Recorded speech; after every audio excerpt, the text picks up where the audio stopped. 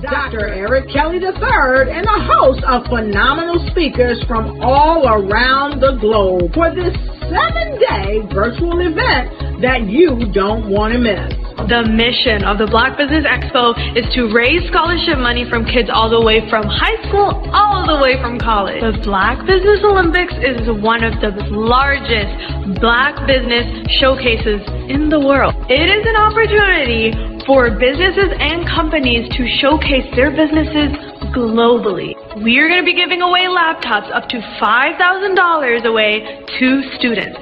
Again, I'm Olivia Appleberry, the founder of 2 Cents Finance and one of the speakers for the expo. I am so excited to see you there. For more info, go to www.blackbusinessexpousa.com or call 919-308-9090 and hope to see you there.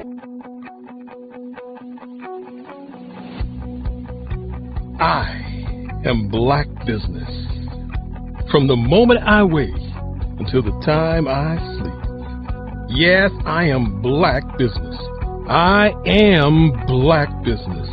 Tell me, are you Black Business? I am Black Business. Do you support Black businesses? Listen, I support Black business because I am Black Business. Black Business Expo, one of the largest business showcases in the history of Black business in the world. The world! Sign up today at www.blackbusinessexpousa.com or call 919-308-9090. I am Black Business. I am Black Business.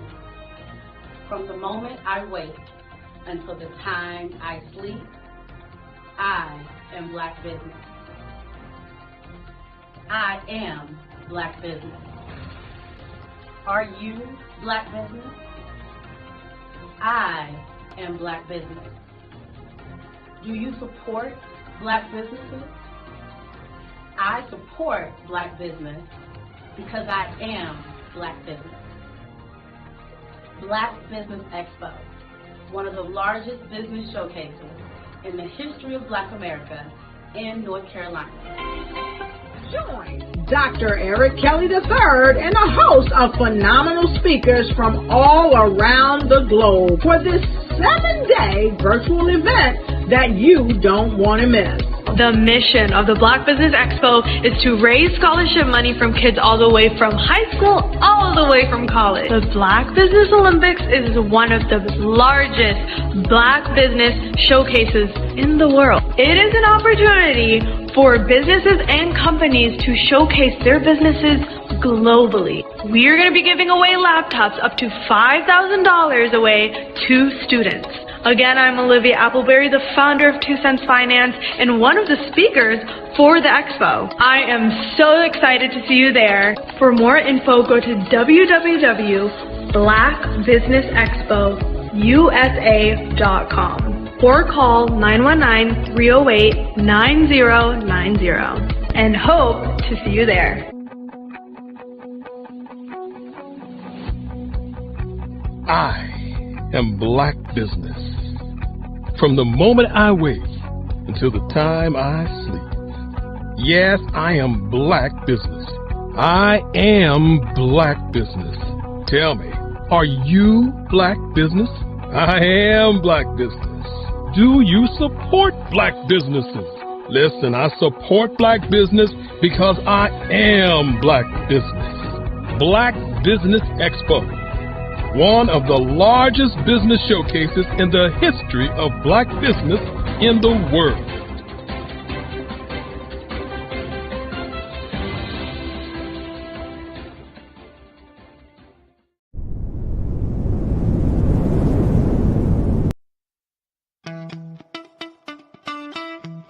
How many times have you been asked to help someone you didn't even know? A student, a business entrepreneur? Or did you ever even ask, where did they end up? That business, that friend, that entrepreneur. Well, just maybe they ended up in a gang, bankrupt, homeless, or worse, dead. Maybe they turned to crime, drugs, and alcohol. Did you ever wonder? Did you destroy their dream, or was your life always so easy? At the Black Business Olympics, we started a movement to help students complete. Give them hope and foster success.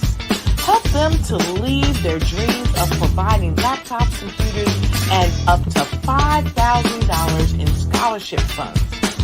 Today, we ask you to help a student, a business owner, or an entrepreneur to realize their dreams by sponsoring them, supporting them, and buying from them. Consider this. With $1.6 trillion in our Black community, we only ask for a small donation for our students, our businesses, and our entrepreneurs. And you can change a life today. So I ask you, what are you going to do? Sit on the sideline and watch our students in high school be losers, miss out on their dream from lack of resources? Or are you going to donate to the movement and change their future and yours as well? Give us a call today at 919-308-9090. Change their life by investing with action to the Black Business Olympic Fund. The Black Business Olympics, one of the largest business showcases of Black business in the history of the world.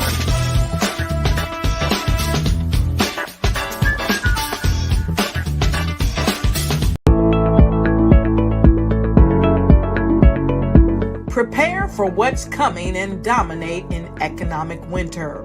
Stand strong and thrive by showcasing your great products and services globally through the Black Business Network and Black Business Olympics. The Black Business Network has showcased over 2,000 companies with over $7 billion in sales each year. Over 10 million attendees have viewed the rebroadcast each month. Through the Black Business Olympics, unique styles of business training and mentoring are turning students into business owners and entrepreneurial warriors who will dominate in any economy. Gain the ultimate advantage of the Black Business Olympics, 7 days of unbelievable topics and speakers speaking around the globe.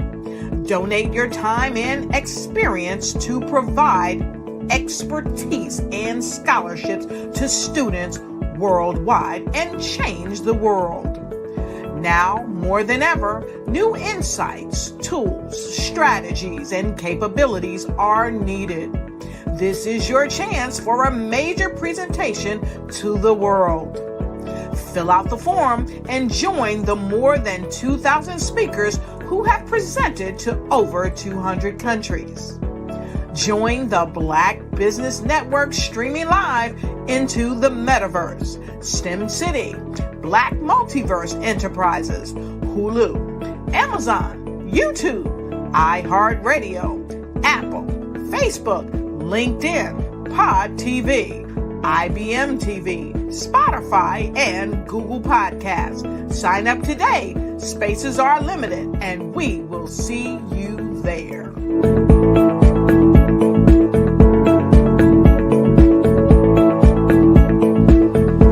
The Black Business Expo's mission is to raise funds for high school seniors going to college or K-12 entrepreneurs. This expo is a fundraiser for students. Please, you may go to www.blackbusinessexpousa.com to donate to the scholarship fund or use the Cash App at $BBXUSA. Our goal is to give laptops and up to $5,000 to 10 students. Students can register online at www.blackbusinessexpousa.com. Every dollar counts. Please donate to the Black Business Expo USA Scholarship Fund.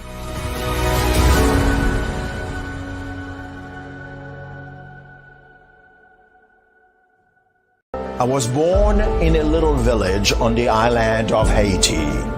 Many deadly diseases pounded me. It is as if they were on a mission to end my existence on this earth.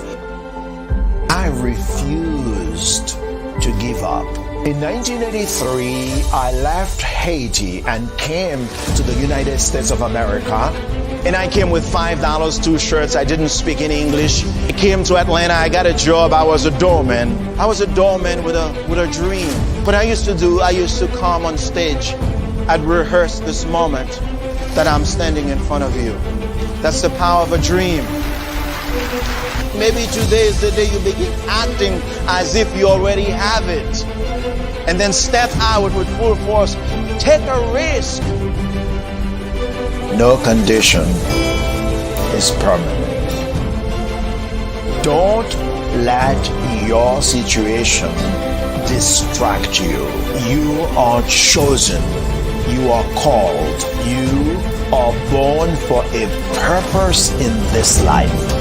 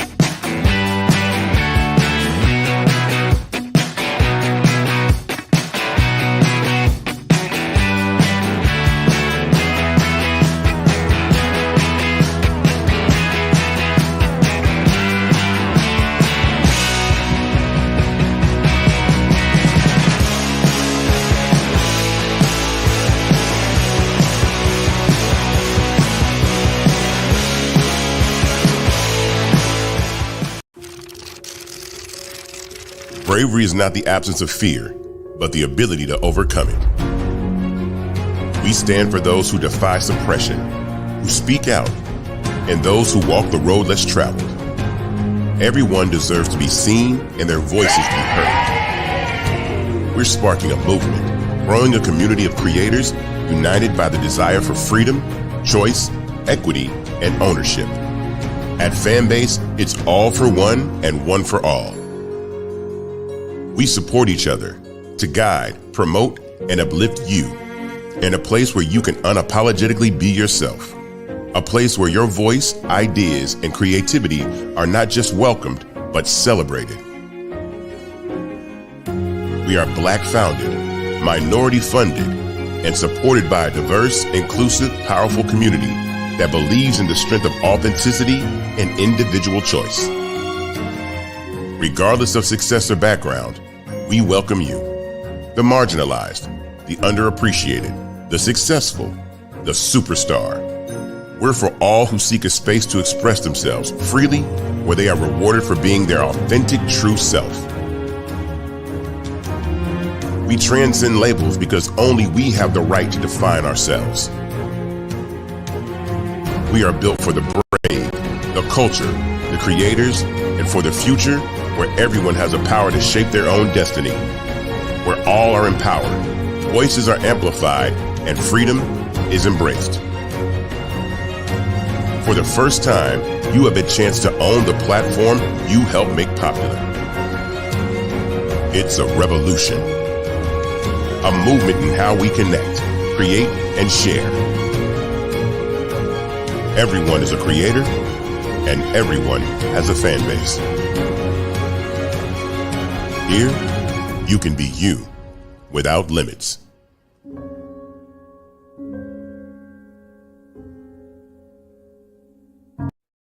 Hey everyone, it's Grant McGaw, CEO of 5-Star BDM and host of the award-winning Follow the Brand podcast and TV series, where I help you to build a 5-star brand that people will follow. My genius is personal brand development through intelligent communication and helping you achieve your business and career goals. I am a requested speaker on digital technology and brand development issues. I want to work with you to increase the value of your current opportunities while attracting new ones. Every one of you is unique, and we all share challenges that can be addressed through smart branding. As a super connector, I work with you as an executive coach to guide you along the complicated business and career development road, providing the enhancement tools and information you need to succeed. Together, I will help you succeed in today's challenging business climate.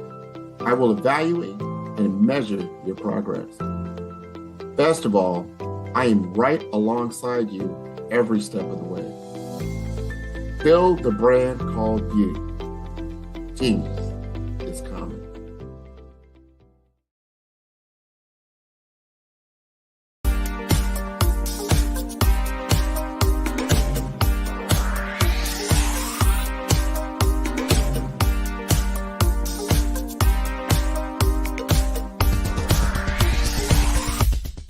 I grew up in Flint, Michigan during the 60s, and as a child, I can remember the civil rights movement. I remember our family huddling around our small black and white TV, and we'd watch all of the things that were going on in Alabama and Mississippi. Some of my older cousins were active in the movement, and each week we would have a large Sunday dinner with the extended family, and they would come back and tell us about all of the things that they had seen and done. As a child of about 8 or 9 years old, I always wanted to grow up and be a part of the movement, but by the time I became of age, it was all over. All of the marching was done. I always felt left out, that I didn't get a chance to participate in the civil rights movement. But little did I know that God had another plan for me as a computer instructor and database developer. But even then, it bothered me that I didn't see many people of color in my classes. That is when journalist Dr. John Ray introduced me to Dr. Joel Dudley Sr. and Dr. Eunice Dudley of Dudley Products, who had been mentored by the millionaire S.B. Fuller. Through Dr. Dudley, I was introduced to Dr. Lafayette Jones, past Vice President of Marketing for John H. Johnson of Johnson Publishing, and his wife, Sandra Miller Jones, who was a Vice President at Quaker Oats, and together they created SMSI, a national marketing firm. Dr. George C. Frazier of FrazierNet and the Power Networking Conference, Dr. Jackie Mayfield of ComproTax, founder of the largest Black-owned income tax service, and even billionaire Michael B. Roberts. They all believe that the way to close the wealth gap is through entrepreneurship, because we as a people had to overcome slavery, and secondly, obtain our civil rights to be able to eat in any restaurant or stay at any hotel that we wanted. But the third piece is economic equality. And now I am also convinced that we must become entrepreneurs, and to do so we must embrace technology and a strategy of global networking. That is why I created Every.Black, to use my vast experience as a computer instructor to teach entrepreneurs how to use technology and artificial intelligence in business. Every.Black members are listed in our online website directory, promoted in our digital newsletter, on our social media, and on our podcast. And we also conduct weekly virtual mastermind meetings where we read positive books, learn from the experts, while networking with like-minded individuals from around the world, educating them about every aspect of becoming a successful entrepreneur. That is what Every.Black is all about. Just go to www.every.black to take the AI and tech classes you need, to register for our mastermind meetings, and to join the Every.Black family. Visit us at www.every.black and sign up today. Just go to every.black, every.black. No .com, no .net. Just every.black.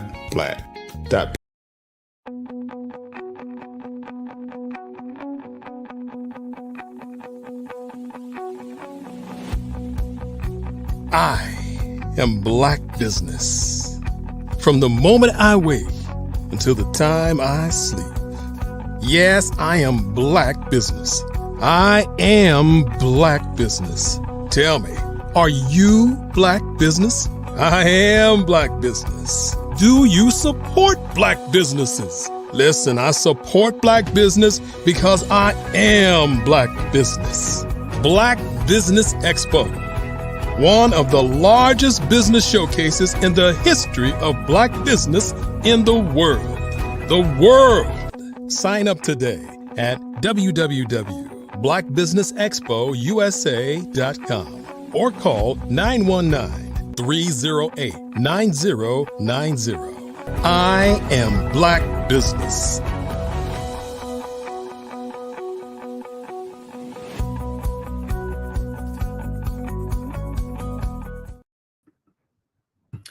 Well, good day, business owners, entrepreneurs, thought leaders, and corporations. Welcome to the Black Business Network. My name is Gene Baker, and I am your business moderator for this session of the Black Business Network. The Black Business Network is a 24-hour business network showcasing Black businesses, business owners, entrepreneurs, and thought leaders worldwide.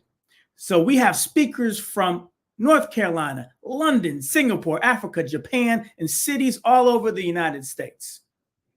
The Black Business Network is a global community sharing its business knowledge to empower, inspire, and educate businesses about business. Today, you are in for a treat, and it is my distinct pleasure to introduce our panelists. And our first panelist is Troy Richardson, CEO of RCG Media, who will be interviewing Derek Johnson, CEO and founder of WTA. These gentlemen are very bright and very knowledgeable about financial institutions, about estate planning, about things that you need to do to set up generational wealth. So without further ado, I give to you Troy Richardson and Derek Johnson. Well, thank you for that warm introduction, Gene. We appreciate it.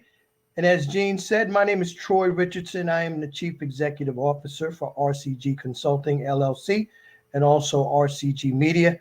And I am joined by one of my closest friends and just a gentleman who is inspiring millions, Mr. Derek Johnson, the CEO and founder of WTA Wealth Transfer Alliance. Welcome, Derek. How are you, sir? I'm doing fantastic, and thank you for having me here. Brother, I don't know if we could do this without you. So are you ready, man? Because what you're about to unleash to this global audience is empowering information. So I know I am ready, but I got to hear it from you. Are you ready? I'm fire, ready, aim. Let's go. All right, let's go. Let's go. Let's grow. Let's get it. Derek, can you tell the people, first of all, just give them a brief background about Wealth Transfer Alliance, and then after that, just segue into our first topic, which is the estate planning and trust, what you guys are doing. Oh, absolutely. So the origin of Wealth Transfer Alliance is very interesting. I'll say it that way. It's actually the brainchild of both myself and my business partner, Mr. Brian Rowley. As he and I, over 2 decades, have known each other, worked together and apart, but we've come together in this collaborative event here with Wealth Transfer Alliance. And really what it's all about was a personal experience on my side of watching my mother. Right. So I'm the only child of a single mom. And so, you know, that's the deal right there. So it's all about me and her caretaking and things of that nature. And she had a relative of hers who had passed away. And at that point in time, that individual had no spouse, no children, no siblings. And the only remaining survivors were 7 other relatives, my mom being one of them. And let me tell you, 10 years to the date it took before her elaborate estate started to show some distributions to the remaining loved ones. And that was devastating in a lot of ways for me and my family. But for me individually, it shocked me into reality because I have 24 years in the financial service realm, but I was never really into that particular arena. There, I would just tell people, hey, go make sure you have a will. You know, if you have a will and your last will testament, you should be fine. We have all these other financial vehicles and things in place for you. You should be just fine. Not knowing the reality that was brought fast and right ahead as it relates to what my actual mother experienced.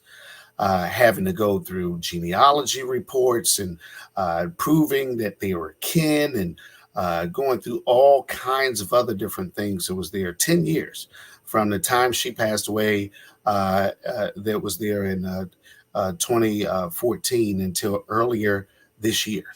When there was some form of distributions that started to happen.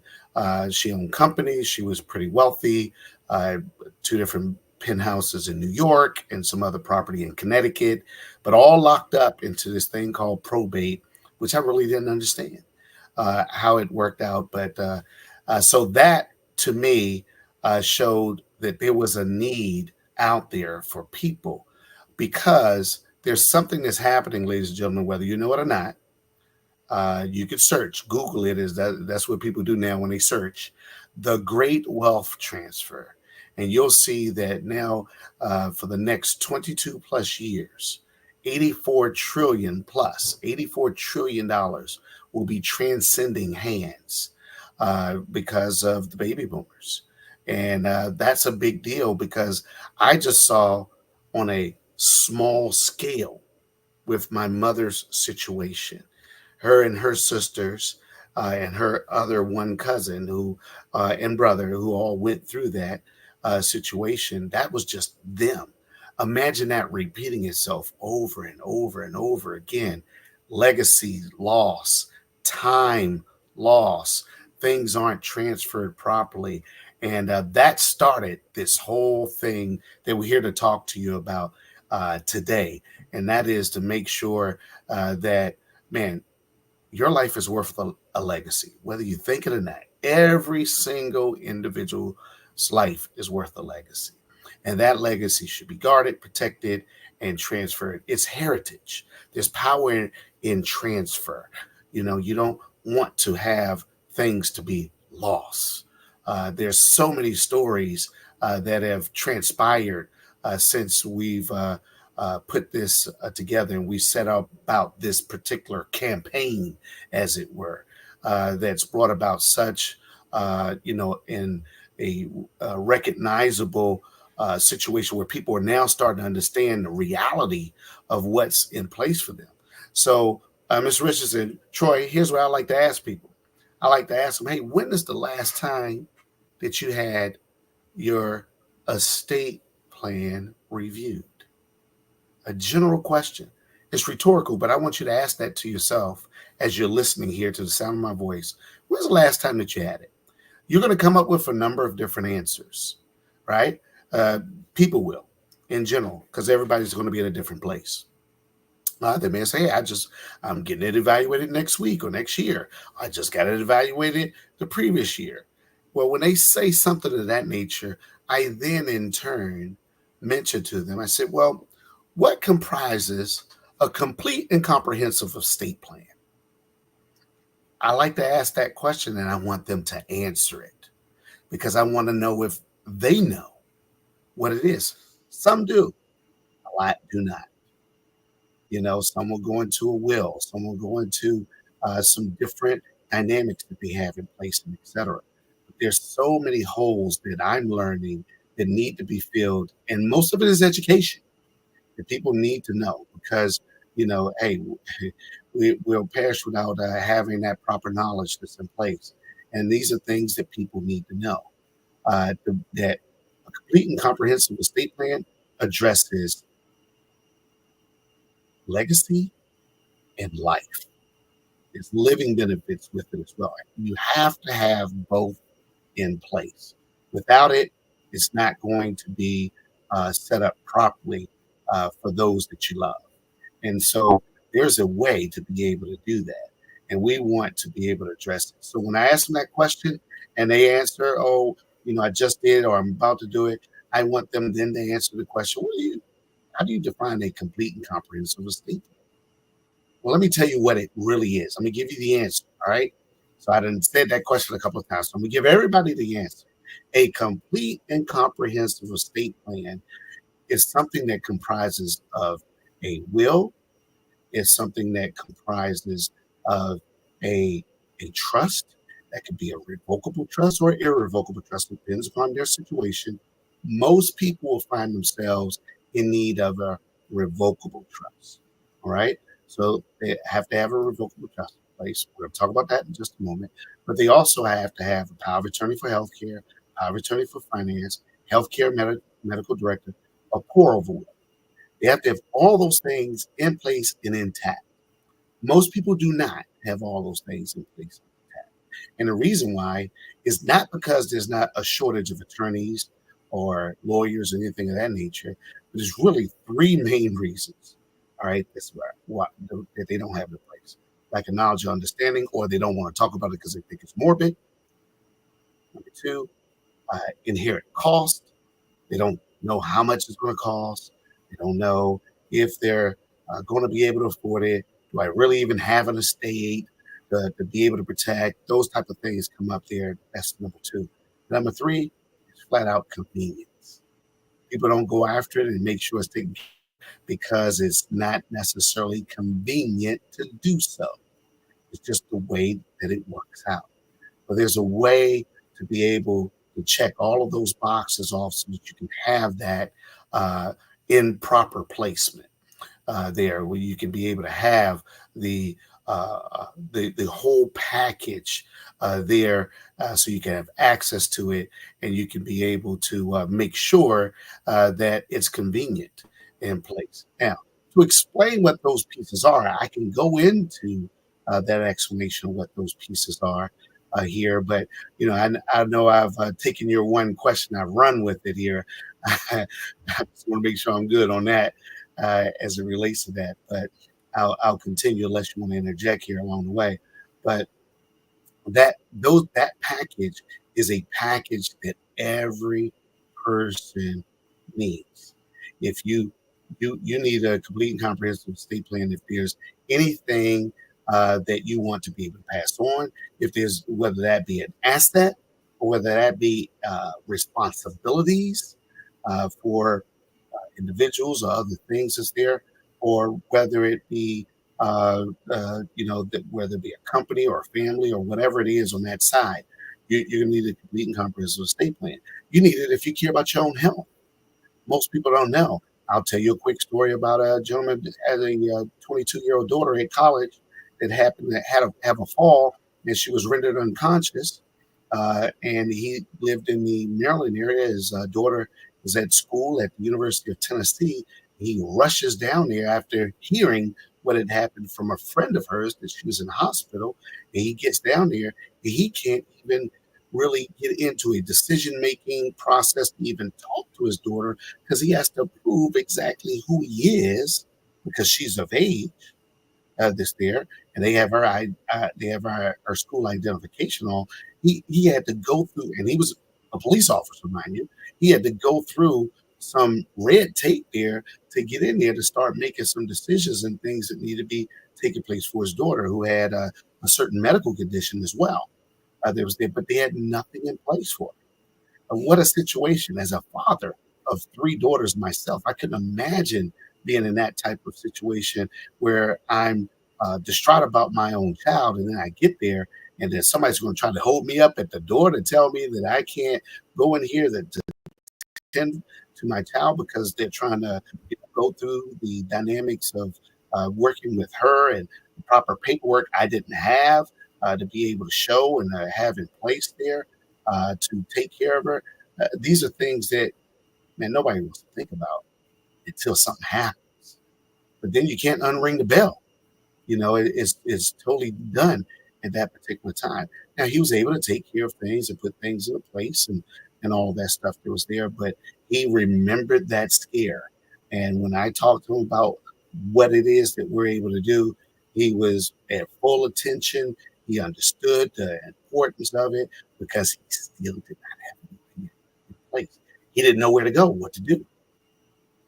And so this is the story. These types of stories are happening over and over again in so many different categories and segments of our population, and geographically, socioeconomically, as well as economic class and even as it relates to, just overall cultures and whether it be religion or whatever it is, everyone needs a complete and comprehensive estate because inheritance is something that's supported across the board for just about every religion that's out there.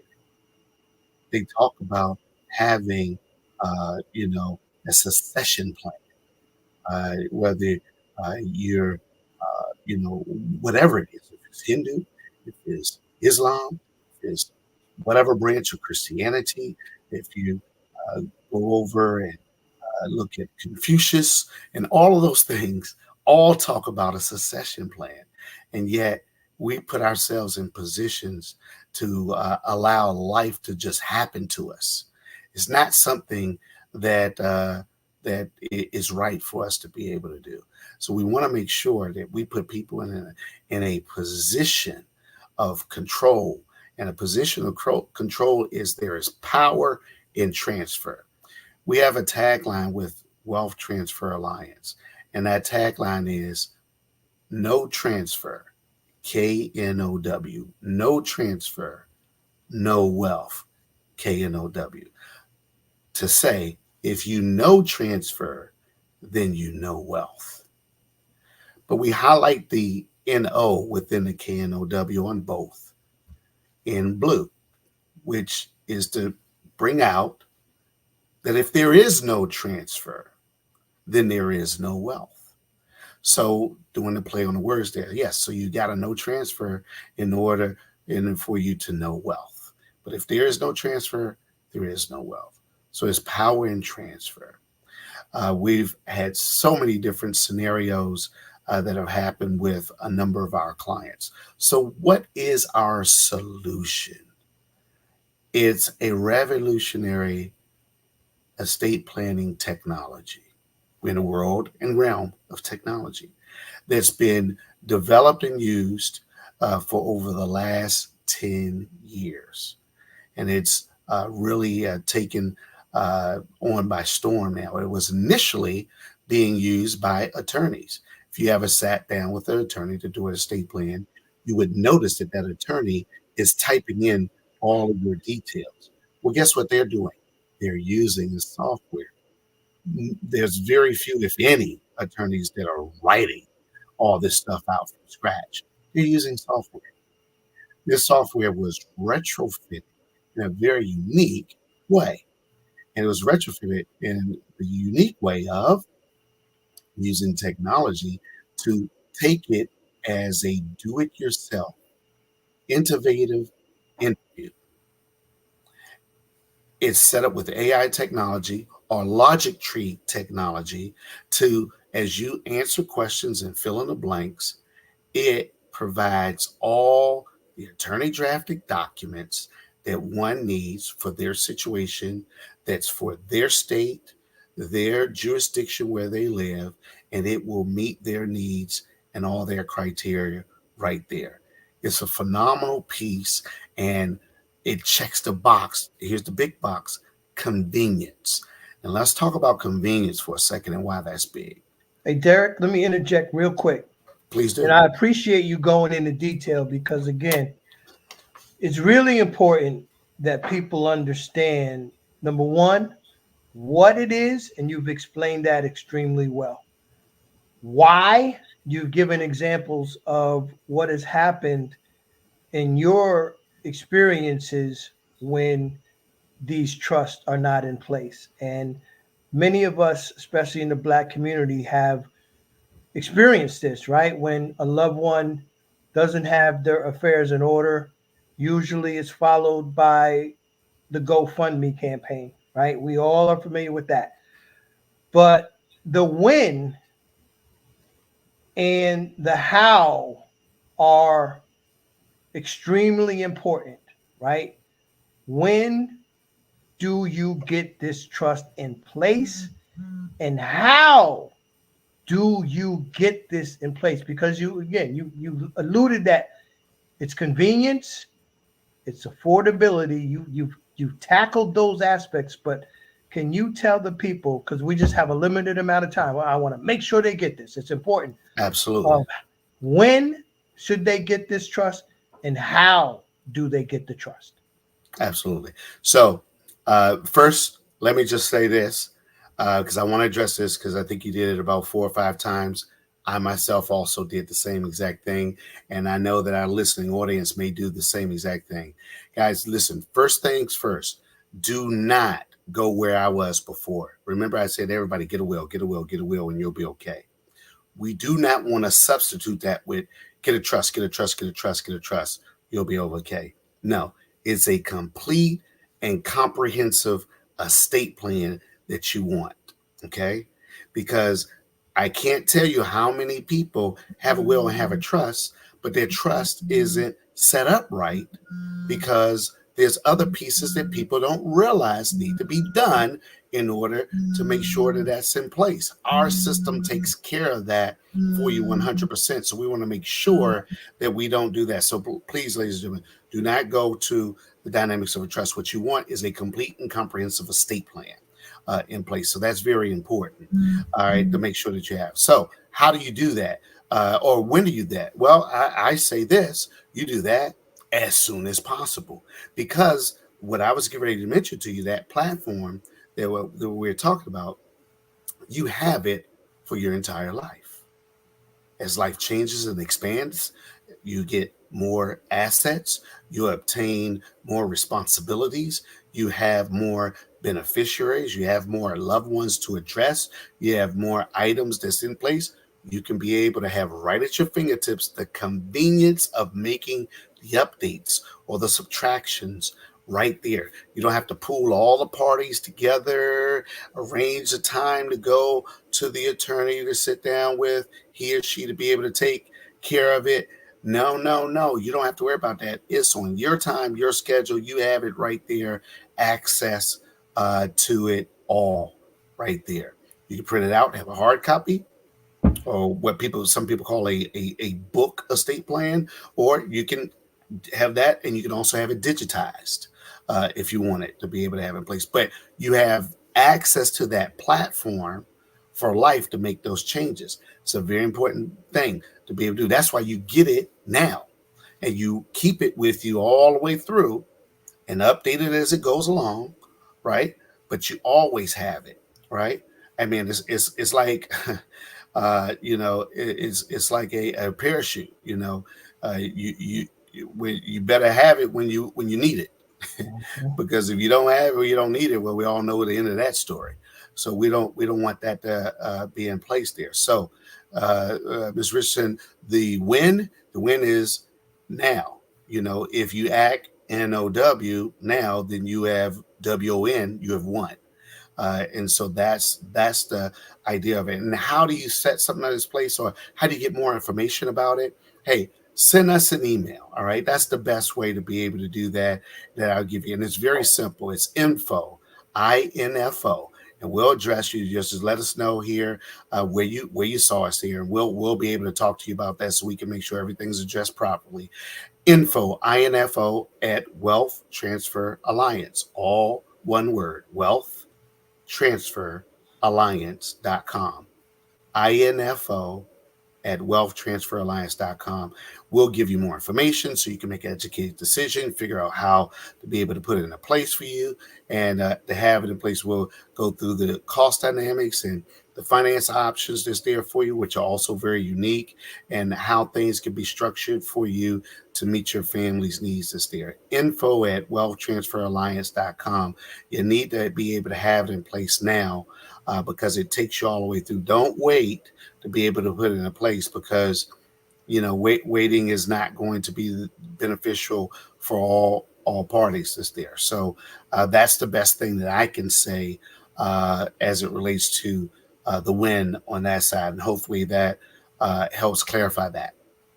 It does, brother. And I want to thank you. And I just want to tell the audience out there, and this is for the domestic United States audience, okay? Thank you. For the first 100 that take action, Derek Johnson is going to throw in a pumpkin pie or a sweet potato pie, because Thanksgiving is coming up. I'm just kidding, folks. You might get one. You might get one though, but because it's so important, guys, gals. Well, to be truthful, here's what WTA, Wealth Transfer Alliance, will do. We'll provide you a restaurant.com certificate here for a $300 restaurant coupon for all those who are interested in it. You don't even have to buy. You just have to express the interest by going to info at wealthtransferalliance.com. Send us an email with your name and your email address, because we will send the certificate by your email address. So we'll reply to that same email address. So make sure it's an email address that you can receive back from. We just need your name and that you saw us here on the Black Business Network here.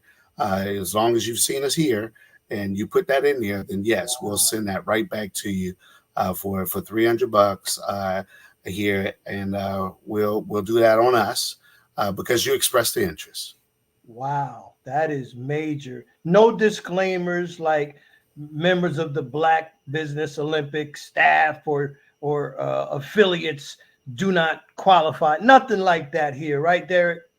All are welcome. All are welcome. That is major. I mean, it doesn't get any better than that. And I guarantee you, because I am familiar with the product that Derek is speaking about, and I am familiar with how many lives his organization has changed. Derek is a humble individual, but weekly he is addressing groups of 200, 600, deals with a lot of the churches, all my church groups out there. Please, he has a special program for the churches, nonprofits. Please, you are on the grassroots, right? You are the drum majors out there in the community. We can reach more through you.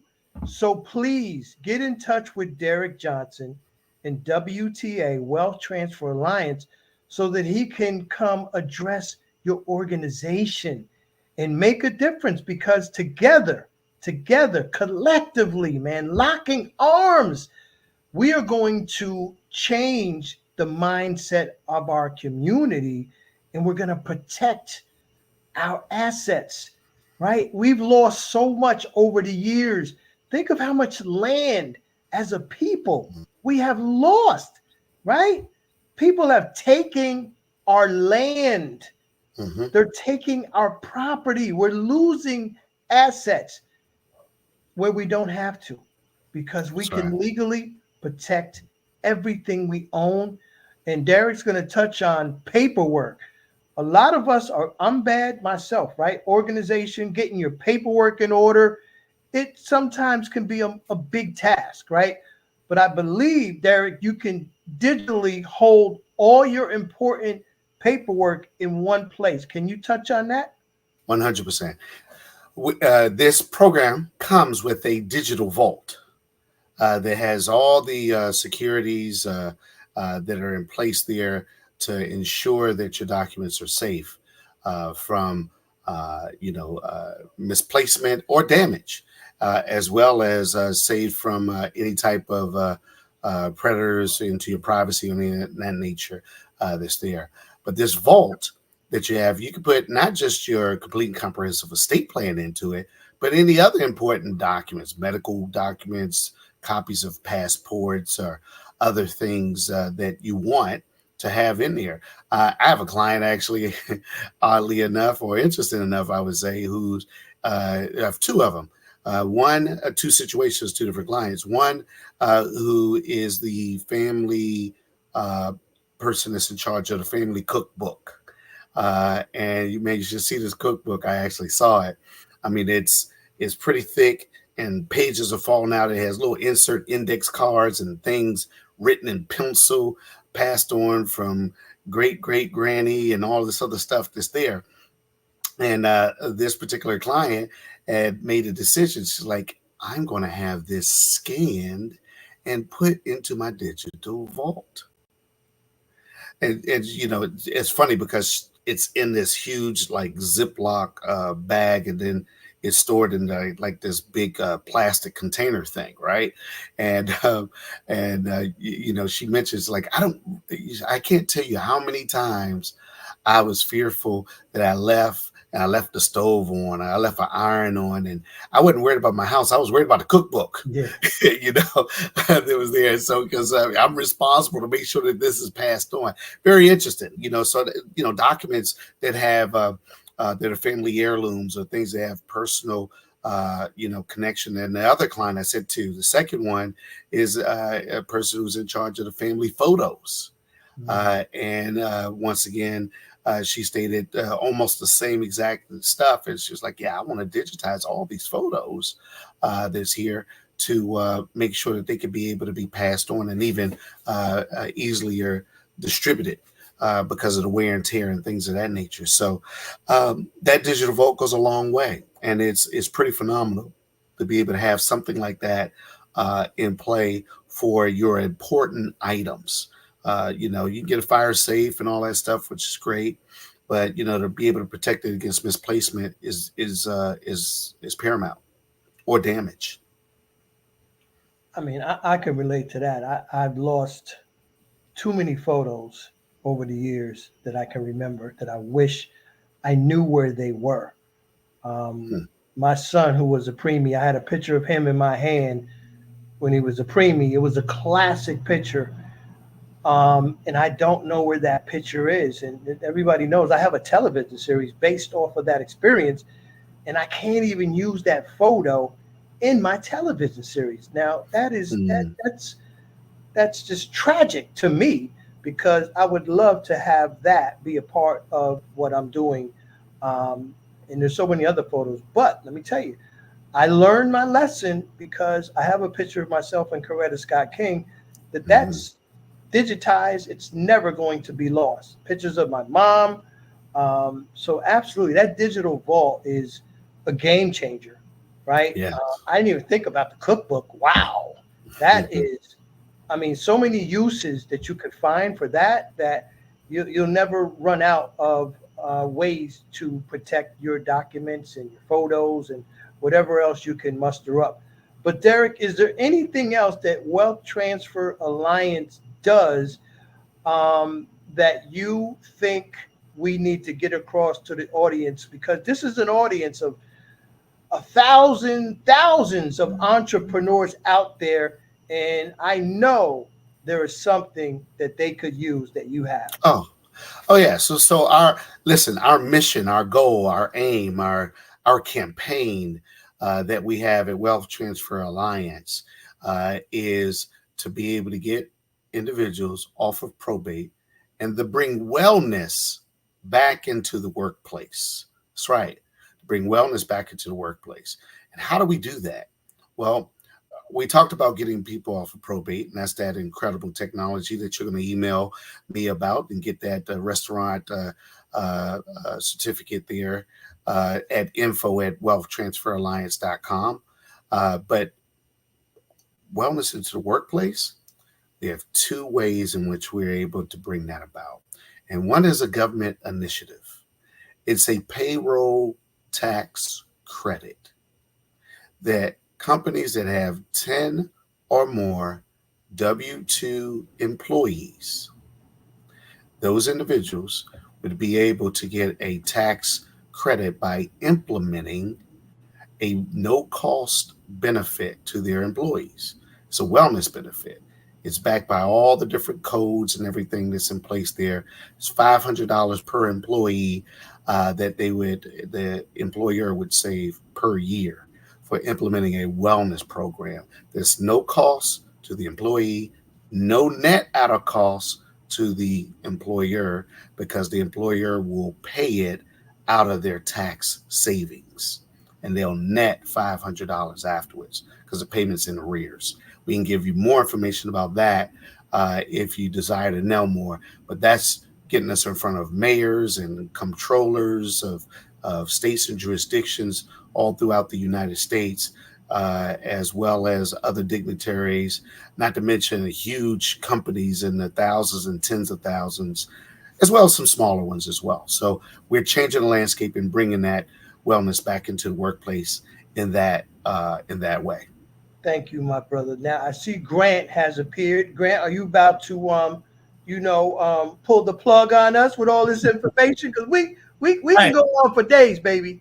He called me the Sandman. Not quite, man. Not quite. But I got you, man. But listen. I thank you, gentlemen. Yes, sir. I thank you, gentlemen. What an important conversation that you just had. Thank you, Derek. Thank you, Troy. If you're not thinking about wealth transfer, if you're not thinking about estate planning, what the thought that came to my mind was not just creating generational wealth, but also keeping families together. How often do you find where families don't go through the what they need to do before something happens, and now everybody's arguing over what's left in the estate, and it just creates a whole big mess. And I don't care how much money you have. It's the same core issues and emotions that happen. So do yourself a favor, go through the process, contact WTA, and they will get you in shape. Again, gentlemen, thank you so much for this conversation. Appreciate you. Salute. Thank you. Thank you. All righty. All right. So hopefully you all enjoyed that. The Black Business Expo's mission is to raise funds for high school seniors. This is what we're doing. So you're able to experience and listen to some great knowledge being imparted to you. But the mission behind this is to raise funds for high school seniors going to college or K through 12 entrepreneurs. So this expo is a fundraiser for students. So you may go to www.blackbusinessexpousa.com to donate to the scholarship fund. We need you. Or use the Cash App that you'll see scrolling below, and that is $BBXUSA. So our goal is to give laptops and up to $5,000 to 10 students. Students can register online at www.blackbusinessexpousa.com. Every dollar counts. So we want to remind you to donate to the scholarship fund. We want to say thank you to our Black Business Expo USA sponsors for this month, 2024. And that would be NC 100, Suede Soul, Carolina, Virginia Minority Supplier Development Council, Step Management, Margie McLean Foundation Incorporated, Genius is Common, our TV, Executive Woman Success Institute, the Quality Coaching Company, Superwoman Business Services, Creative Force Studios, Lee Entertainment, the Black Business Olympics, Artistic App Design, and the Black Business Expo USA. And as we love to say on this network, genius is common. And I'll see you on the other side.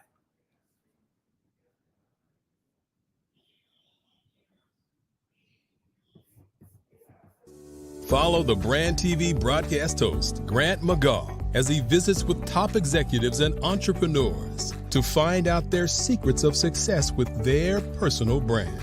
Follow the Brand TV broadcast host as he focuses on brand development to build better relationships, bring value to your business, relationships, and career. You will enjoy listening to each episode that is tailored to speak to you directly. If you're looking for this type of clarity in terms of building your brand, you have tuned into the right station. Each episode will help you to shape a conversation in the 5-star BDM network of 20,000 professionals and become a springboard for your corporate engagement and business opportunities. Each guest will frame their story in the areas of personal branding, business development, career development, financial empowerment, and technology innovation. Grant McGaw explains why he is the CEO and owner of his own professional career. Grant is an accomplished business leader and entrepreneur who wants to give back to individuals to grow their personal brand strategy. Tune in as he weaves his story about new possibilities, while to you exceed expectations. If you love storytelling, this show will make for fun.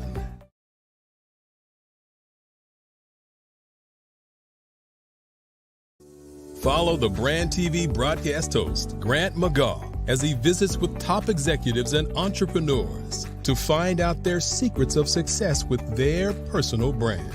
Follow the Brand TV broadcast host as he focuses on brand development to build better relationships, bring value to your business, relationships, and career. You will enjoy listening to each episode that is tailored to speak to you directly. If you're looking for this type of clarity in terms of building your brand, you have tuned into the right station. Each episode will help you to shape a conversation in the 5-star BDM network of 20,000 professionals and become a springboard for your corporate engagement and business opportunities. Each guest will frame their story in the areas of personal branding, business development, career development, financial empowerment, and technology innovation. Grant McGaugh explains why he is the CEO and owner of his own professional career. Grant is an accomplished business leader and entrepreneur who wants to give back to individuals to grow their personal brand strategy. Tune in as he weaves his story about new possibilities, while to you exceed expectations. If you love storytelling, this show will make for fun.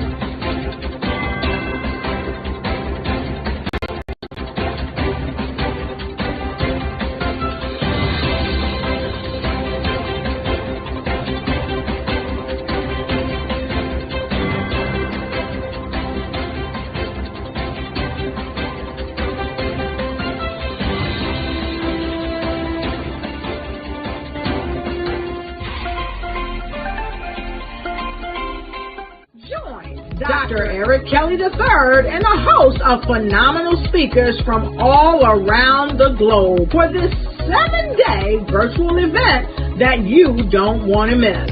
The mission of the Black Business Expo is to raise scholarship money from kids all the way from high school, all the way from college. The Black Business Olympics is one of the largest Black business showcases in the world. It is an opportunity for businesses and companies to showcase their businesses globally. We are going to be giving away laptops up to $5,000 away to students.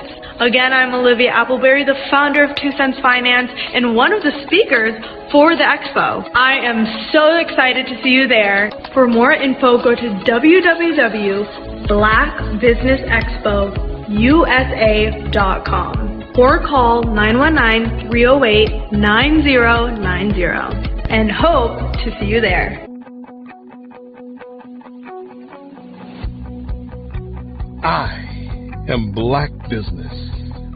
From the moment I wake until the time I sleep. Yes, I am Black Business.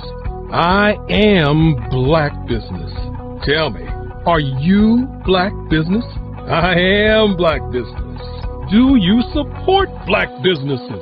Listen, I support Black business because I am Black Business. Black Business Expo, one of the largest business showcases in the history of Black business in the world. The world! Sign up today at www.blackbusinessexpousa.com or call 919-308-9090.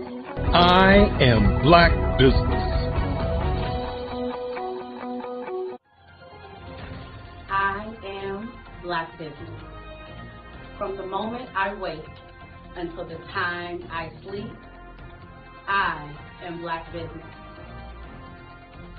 I am Black Business. Are you Black Business? I am Black Business. Do you support Black businesses? I support Black business because I am Black business. Black Business Expo, one of the largest business showcases in the history of Black America in North Carolina.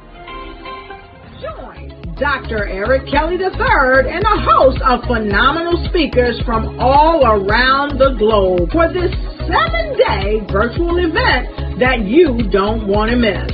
The mission of the Black Business Expo is to raise scholarship money from kids all the way from high school, all the way from college. The Black Business Olympics is one of the largest Black business showcases in the world. It is an opportunity for businesses and companies to showcase their businesses globally.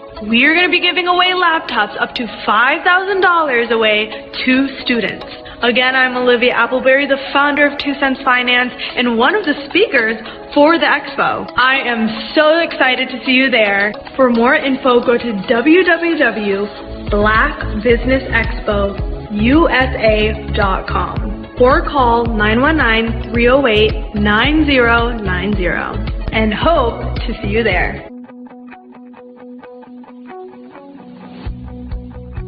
I am Black business.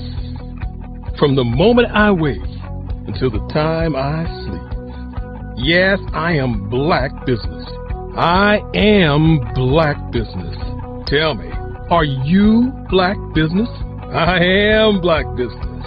Do you support Black businesses?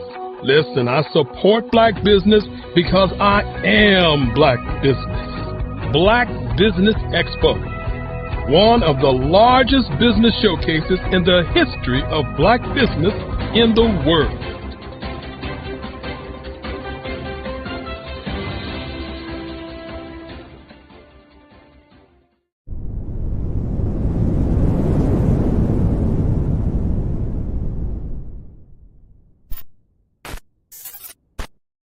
Over the past few years, we've seen the growth of existing and new initiatives focused on financial inclusion, building global networks, and reducing the wealth gap in response to the idea there's not enough seats at the table.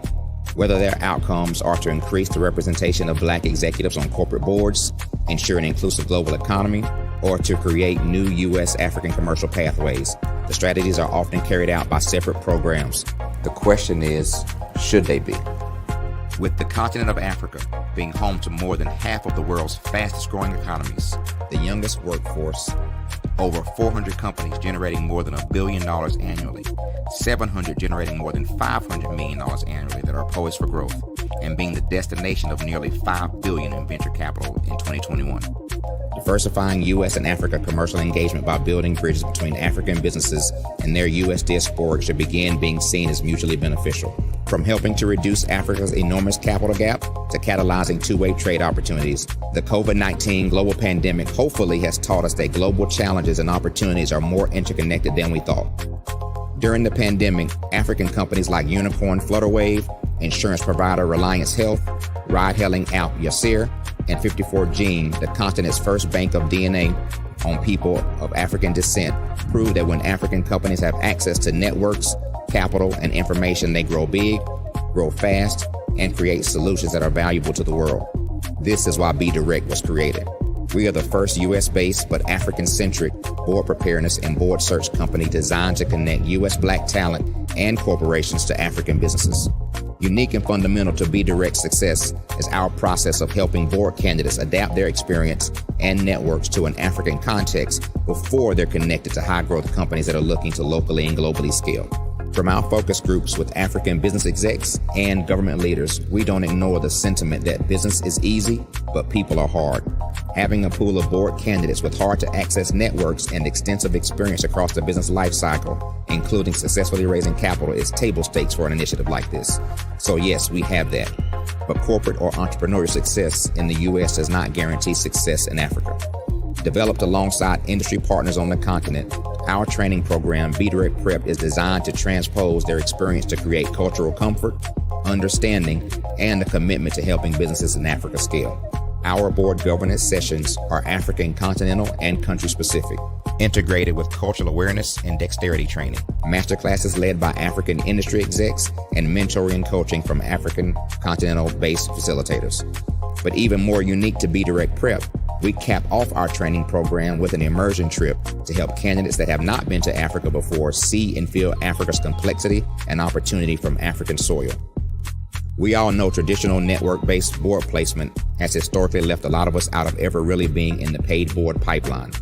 Our strategy supports the work of many great organizations that are successfully filling seats at U.S. board tables by creating more tables for those that are still left on the sideline. It's time to start seeing the role and value of U.S. Black talent and businesses on the continent of Africa differently.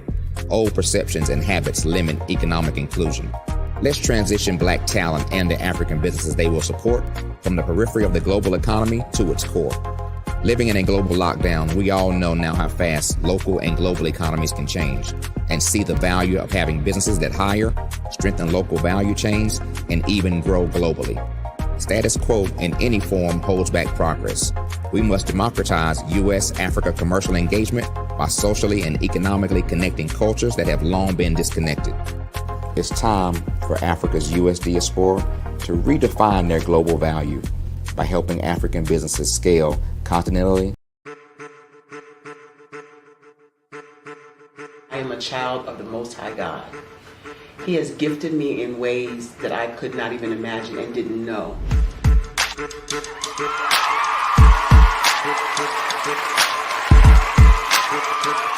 There was a time when I didn't know who I was. I listened to other people tell me who I should be, what I should do. I listened to people telling me that I should be a boutique owner, that I should be a construction manager, that I should be a laborer. Have you ever felt like you should do something else, be something else, go somewhere else, be wherever you wanted to be, and you felt like you were in a box? Anybody in the room? And you couldn't get out. Anybody in the room? And you kept trying to go and you couldn't get out. Anybody in the room? But let me tell you, you need to rock the box. Rock the box.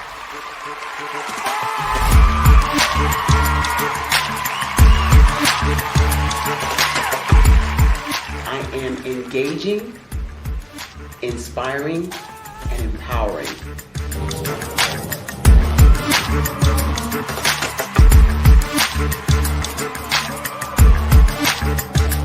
I would give you everything I know. Just by touching you, if I could, by osmosis, give you every single thing I've learned, I've gone through, I know I would. We know that's not possible, but as it is possible, I love to share information with people. Some of you out there, people have told you that you can't be, you can't have, you can't do. But I will tell you, like Kingston said, you can, you must, and you will. If it's to be, it's going to be me. You got to say it. If it's to be, it's going to be. If it's to be, it's going to be. If it's to be, it's going to be.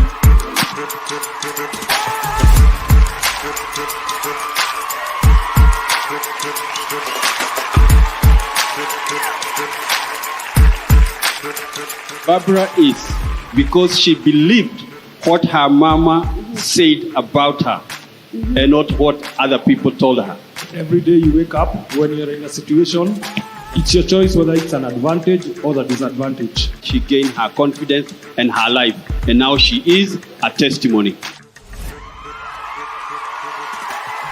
If I can help you elevate yourself, then I feel like I'm elevating my own self as well. What you know and I know together can change the world.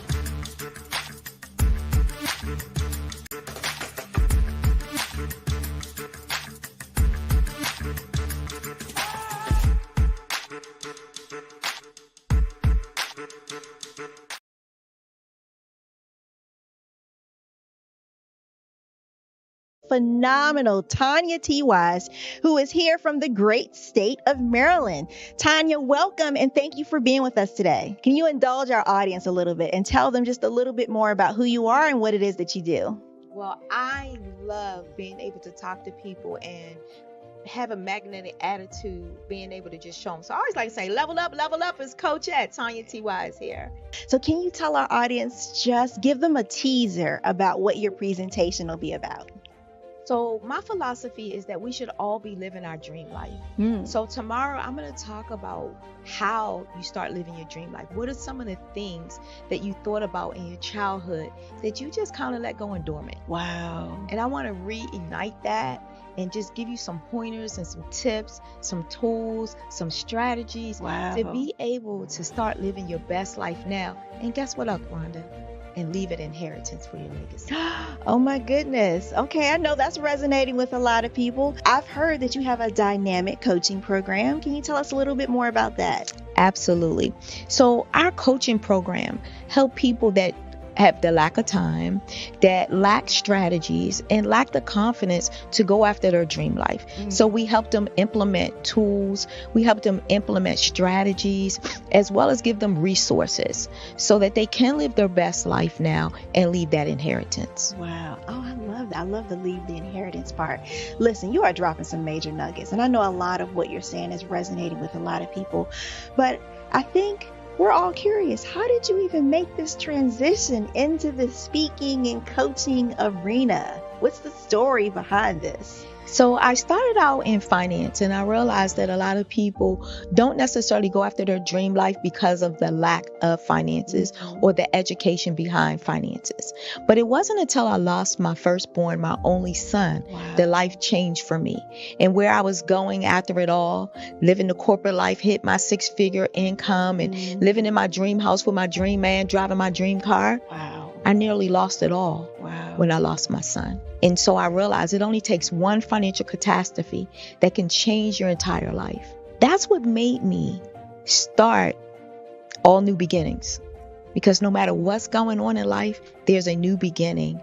And because of that, we develop a program called Wise Minded. My little slogan is, don't just dream it, let's live it. If they want to connect with you or work with you, what is the best ways for them to be able to do that? Well, for my social media guru, you can connect with me on every single social media platform as Tanya T. Wise. I'm Ramon Ray, founder of Smart Hustle Magazine and smallbiztechnology.com.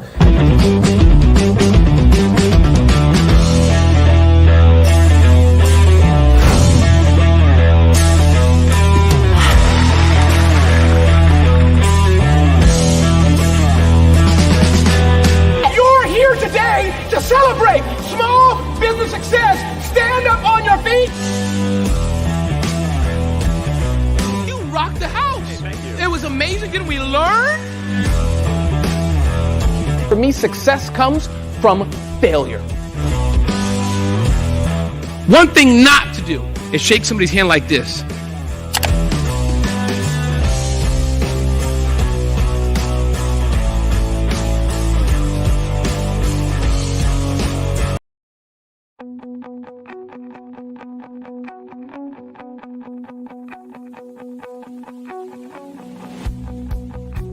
I am Black Business. From the moment I wake until the time I sleep. Yes, I am Black Business. I am Black Business. Tell me, are you Black Business? I am Black Business. Do you support Black businesses? Listen, I support Black business because I am Black Business. Black Business Expo, one of the largest business showcases in the history of Black business in the world. The world! Sign up today at www.blackbusinessexpousa.com or call 919-308-9090. I am Black Business.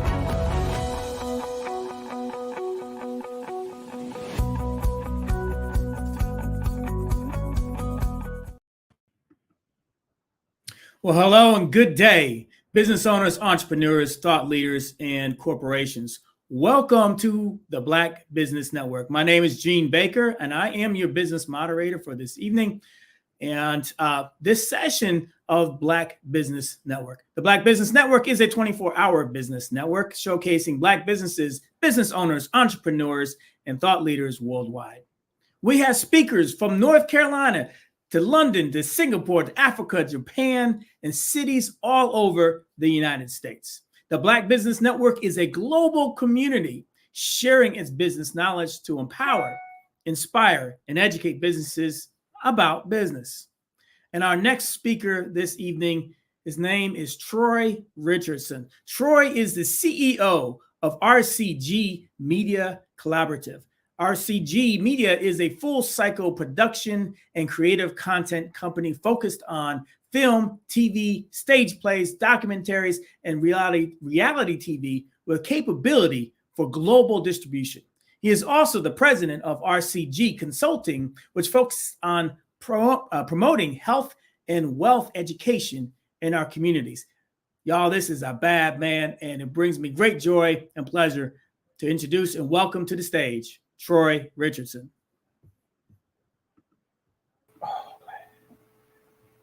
Hey, Troy. Grant, how are you, my brother? I'm expecting a guest, Mr. Cleveland Gary. Is he joining us? I see he's in the green room. Yeah, he is in the green room. Yes. Welcome to the stage. Awesome. Cleveland Gary, sir, how are you? I cannot complain, Mr. Richardson. How are you, sir? Man, I'm just elated, overjoyed, super excited to have you with us today. I just want to give the audience a brief description of you, who you are, because we don't have 3 days. I could go on with this. But Mr. Cleveland Gary is a former NFL standout, a Hall of Fame player for the University of Miami football team, in case y'all wondering. He wasn't playing volleyball. He played with a lot of greats, Michael Irvin, just to name a few, just to name one. Played with the Rams, led the NFL in rushing in 1990.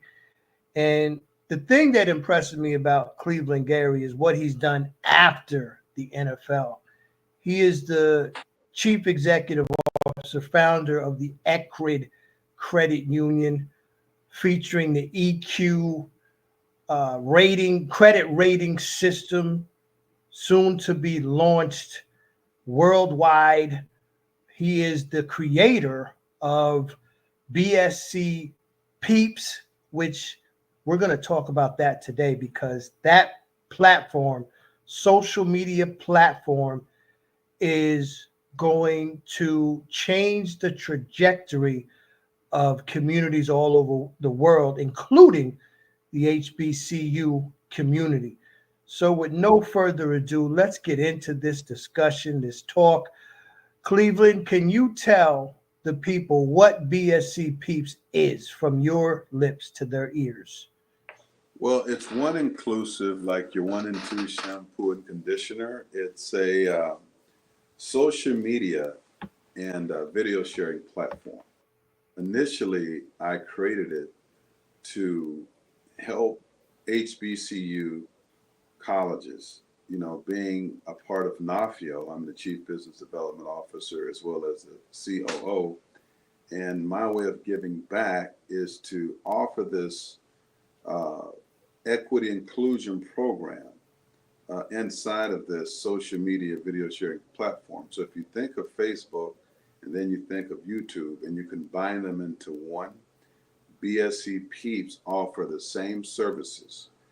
You have so many Gen Zers and millennials, wires, even baby boomers are accessing Facebook and YouTube in the hundreds of millions on a daily basis, I believe. And African Americans are $2 trillion spenders in products. We support everything, but we don't own anything. And so when NAFIO approached me, says, is there a solution to help the Black colleges, 106 Black colleges and 80 PBI, predominantly Black institutions? How can we help these kids graduate, putting them in a position to focus on their study, not having 2 and 3 jobs, which increases the percentage of dropouts because they're tired working at Walmart, McDonald's, trying to make that difference in the Pell Grant when they're lacking the funds to pay for their education, let alone housing. It's a tremendous burden on these young kids. And so I, as an athlete, former NFL athlete, God blessed me to make money at a very early age, millions of dollars and beyond the field. And then you look at today, college athletes making 2, 3, 4 million in what we call the name, image, and likeness, NIL. So I said, why can't we take aspiring doctors and lawyers and teachers and scientists that are in these HBCUs and PBIs? And not only that, Troy, students at University of Miami or Harvard, Yale, that are smart Black kids, but are coming up short on the Pell Grant money. So I created initially the platform for them to make money.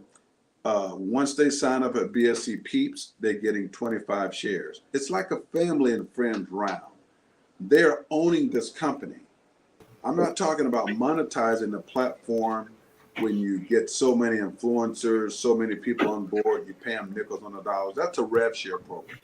But do you own a substantial amount of Facebook? No.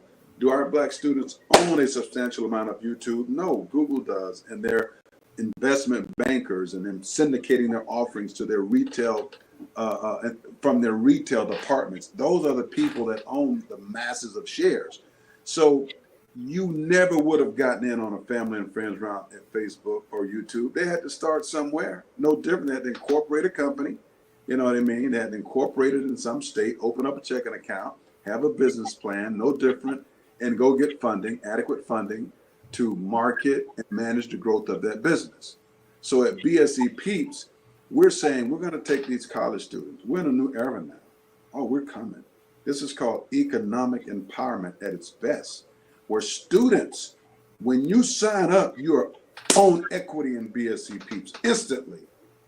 Have nothing to do with the rev share component of it. Every time you post, every time you like, every time you subscribe to another one of your brother's channels, you're collecting shares in your BSC Peeps wallet. Now, there's another 3-tier marketing level program because I said to myself, no, why not have the baby boomers who work 9 to 5 that needs more money? But before I elaborate on that right quick, the program is initially was designed for the college students to make at least $375,000 a year. It's the equity inclusion program that's now made available to you and everybody. We want you to earn, the students to earn at least $375,000 so they can live comfortably off campus, pay for their books, come out of college debt-free, no debt, and able to put money down on a house because we have the secured credit card programs that reports like a unsecured credit card, in the same fashion of an American Express. So all we have to do is be proactive, and it's record numbers. You cannot win an election without the majority vote, right? So you need us. So our students, 106 HBCUs, and African Americans alone spend $2 trillion a year. Now, if we have 100 million people visiting that BSC site per month, you own it. Every time, if I sign, now you got the equity inclusion. You sign up, you get 25 shares. Every time you post, upload JPEG images or videos, you're getting shares. You're accumulating equity ownership in BSC Peeps. Now, in addition to that, we have the 3 FinTech level marketing program. If I sign you up for the first time, you get 25 shares, I get 100 shares, and the person who signed me up gets 50 shares. It's a 3-tier FinTech marketing level program, right? So now you can make more than $375,000. We're talking about wealth. We're talking about wealth. Being rich is different between being wealthy. We're talking about ownership. And so what we're going to do, you'll be able to see your wallet real time. And what we'll do is eventually do an initial public offering. I'm working with some governmental agencies to take dollars, the billions of dollars that they disseminate to these educational funds. They can disseminate that money and we can call them credits and pay them now. We're just creating innovative ways to put money into Not only the student's pocket, but your pocket. That's the key. At the end of the day, we can talk all the noise we want to talk. Put your money where your mouth is. Can that kid or can that adult go online, look at their BSCP wallet and say, wow, I made $250,000, right? Can I transfer that money to my Ameritrade account or my TD Trade account? Can I transfer it? That's the key. That's one. Now the other exit strategy is I'll do an initial public offering here shortly down the road. So I figure once we accumulate 100 million shares issued and outstanding above insider shares, I'll just do an initial public offering. I've done them myself, doing an initial public. It's what I do. You know, we can do reverse merger, asset purchase. There's so many things we can do. Now you're working with the largest ad agencies in the world. There's only about 5, Omnicore, Publicis, and we need to understand the education of how the big dollars are disseminated through mainstream off of your back, off of your work. You're talking about 40 acres and a mule. We're talking about, we don't need a laptop and a computer. No, we need to be paid upon the efforts in which we exude to make your 10 Qs profitable via EBITDA, so your market cap can go up another $10 billion. You need to understand what's on the ground floor here, how that happens. There was an article 2 years ago where at Walmart, if African Americans didn't spend no money for 48 hours, they would have to file bankruptcy. So there's powers in numbers. So fintech, social media is not going anywhere. So you can go and sign up for free and get paid for signing up for free, and you're owning equity ownership. In the investment banking world, we call it the family and friends round. We never see that. You'll never see that. Now I tried to buy Facebook stock at 24 when they were in the process of syndicating the offering before they went to NASDAQ, and I couldn't even get it at $24 a share. But you have family and friends that got it at $1, 50 cents, $2 a share, $3 a share. Now look where the stock is now. You control your fate. You control your destiny as it relates to your wealth as well. You control it, but it takes a village, they say, to raise a family. But the fintech world have allotted us the opportunity to build massive wealth, but we got to be on one cord. We cannot be divided. Hey, Cleveland, let me just interject real quick, man, because you know your passion for this, and I hope the audience, the global audience, recognizes the passion that you have in empowering people. Number one, but folks, you have to realize where you're at in this process. Family and friends phase. A lot of people think that you make your money at the IPO stage. You can make a lot of money there, but the real wealth is at the very beginning. And this is what Cleveland Gary is creating. He's offering this to anyone, and it doesn't cost you a dime to join. You're doing these things anyway. Why wouldn't you create that legacy wealth channel for your family? This is how we are going to change the trajectory of wealth in the world. Again, this is a global platform, just like any other platform. So be mindful. Don't be so just, pessimistic that you let it pass you by. I always say there are 3 types of people in this world. Those who make it happen, like Cleveland Gary, those who watch it happen, and those who ask that question, what just happened? You let it slip you by. Please, I'm a member. I've joined. I have equity. I'm an owner in BSCPs. So I'm asking you, like Cleveland Gary is, offering this program to you for free. Share it with your friends. Share it with your family. Share it with your coworkers. Share it with your church. Share it with your sports team. Everybody's out there doing some level of fundraising. This is the ultimate fundraiser, right? So come on, folks. Open up your eyes. Open up your ears. A closed mouth won't get fed. I guarantee you, a closed mind will never get fed. if you don't open up your mind, take this information that Cleveland is giving you and take action. Don't let it just sit. Take action. Okay, Cleveland, the floor is back to yours. Thank you, brother. Well, no, Troy said that's nicely said. It's just, and Troy, you know, you've been an equity. You are an equity owner in BSC Peeps. You own equity in the company at the Family and Friends Round. Have I ever asked you for $1? Never, man. Never. Never, right? And you own shares on the Family and Friends Round. You know, there's an old saying, you know, the boat came by many times and you're waiting on your breakthrough, but the boat was your breakthrough. You just didn't hop on it. And you know, it's a blessing. You know, I don't take personal credit for it, but when I say Bill, I don't know when I'm going to shut it down, but eventually I will. My mark is 100 million shares. But Troy, I never in my lifetime, I knew what I wanted to do, and I had goals of building, you know, multi-billion-dollar companies, and that's from the bottom of my heart. Knowledge is power, and taking companies public and doing reverse mergers, understanding the process of how it evolves into reality. I've done it. I've done it more than one time. I've done it more than 2 times, and the idea came to me to build wealth.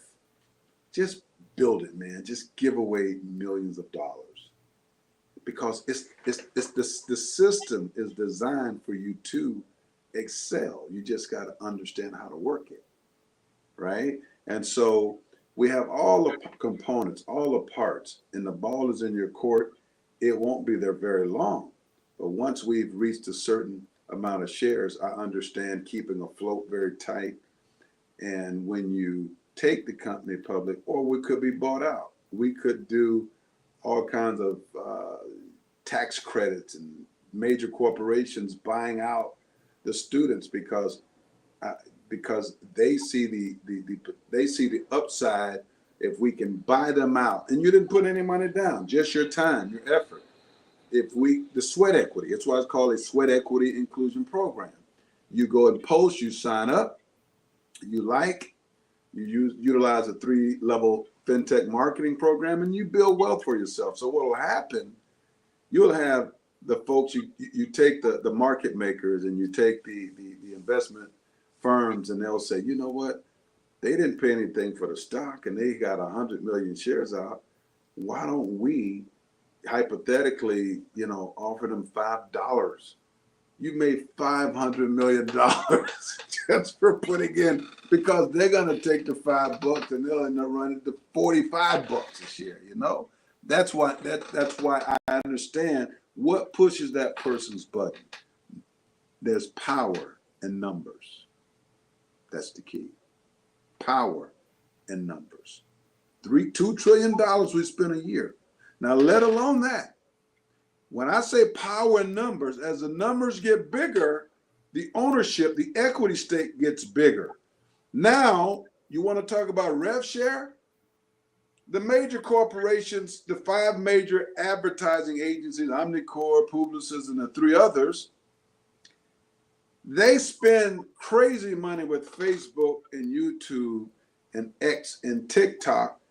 And when you go onto these social media platforms, video sharing platforms, you're going to see these 30-second, 60-second ads, and it says skip, right? Skip ads, right? You see McDonald's, Walmart, all kinds of corporations. These are 30-second ads. But the 5 major largest ad agencies represent the Walmarts, the McDonald's, the Wahoos, the retail fashion chain, from fashion to beauty products, which were huge, hair products, health products, art. They're spending money through these social media platforms with the Facebooks and the X. So that's where the rev share comes. That's how they can pay you. So now you own the company in the Family and Friends Round.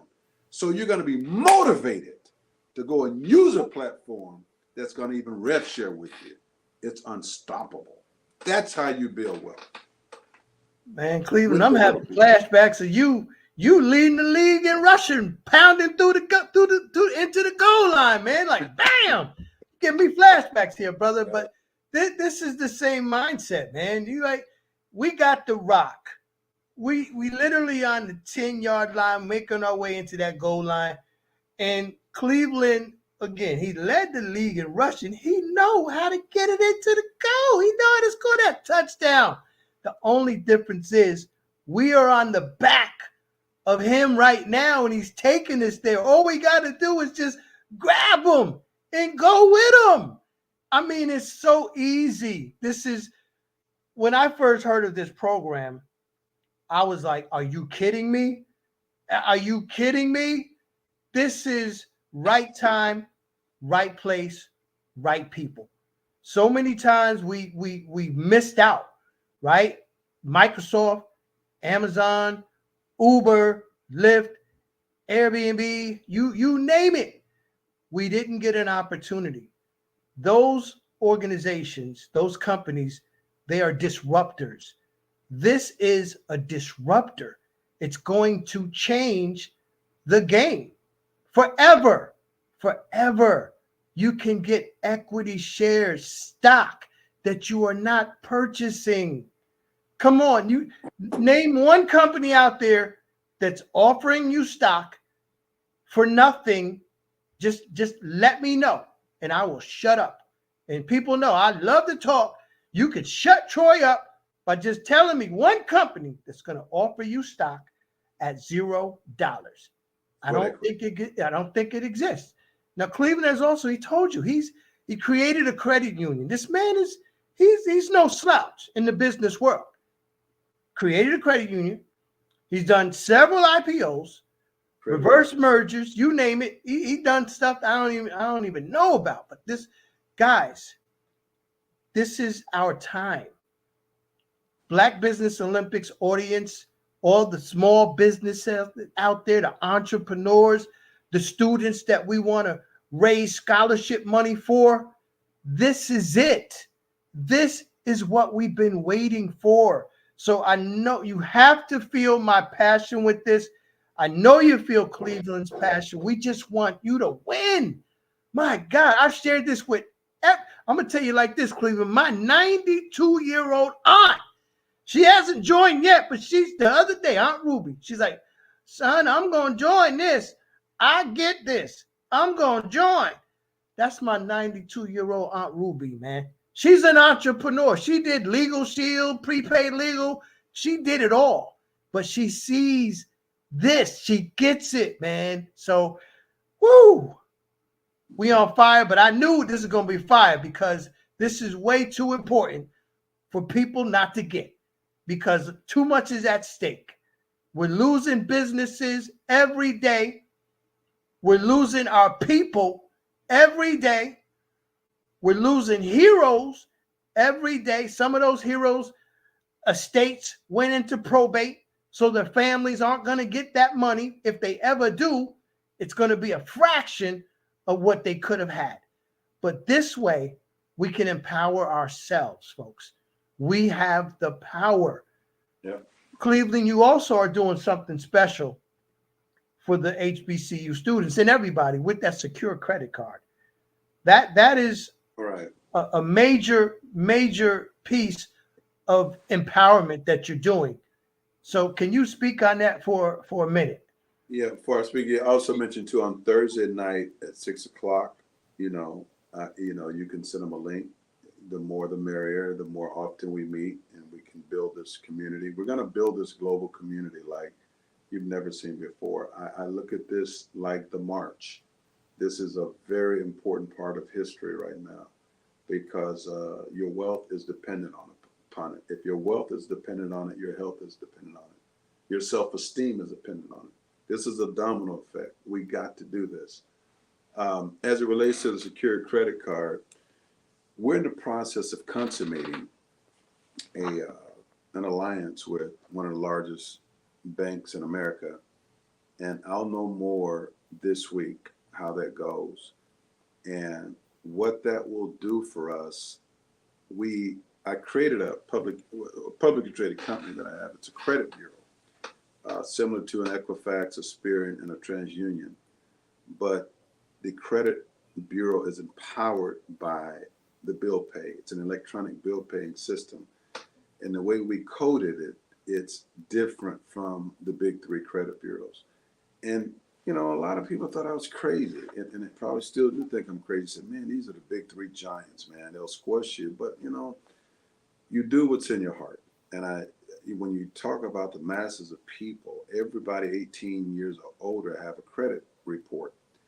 And that credit report is powerful because it's indicative of your credit character. It's going to determine whether or not you get a loan approved for a loan in the sector of a mortgage or auto loan or personal loan or business loan. That big three controls everybody's life in America. If you're a ditch digger or the president of the United States, these big three you have a credit report. So there's a fourth credit report called ECRIT. But the difference is our credit bureau is a B2C model. It's empowered by the ECRIT bill pay system. And when you look at My Check Free that was bought by Fiserv, we coded with them for a little while, and they bought My Check Free for $4 billion cash.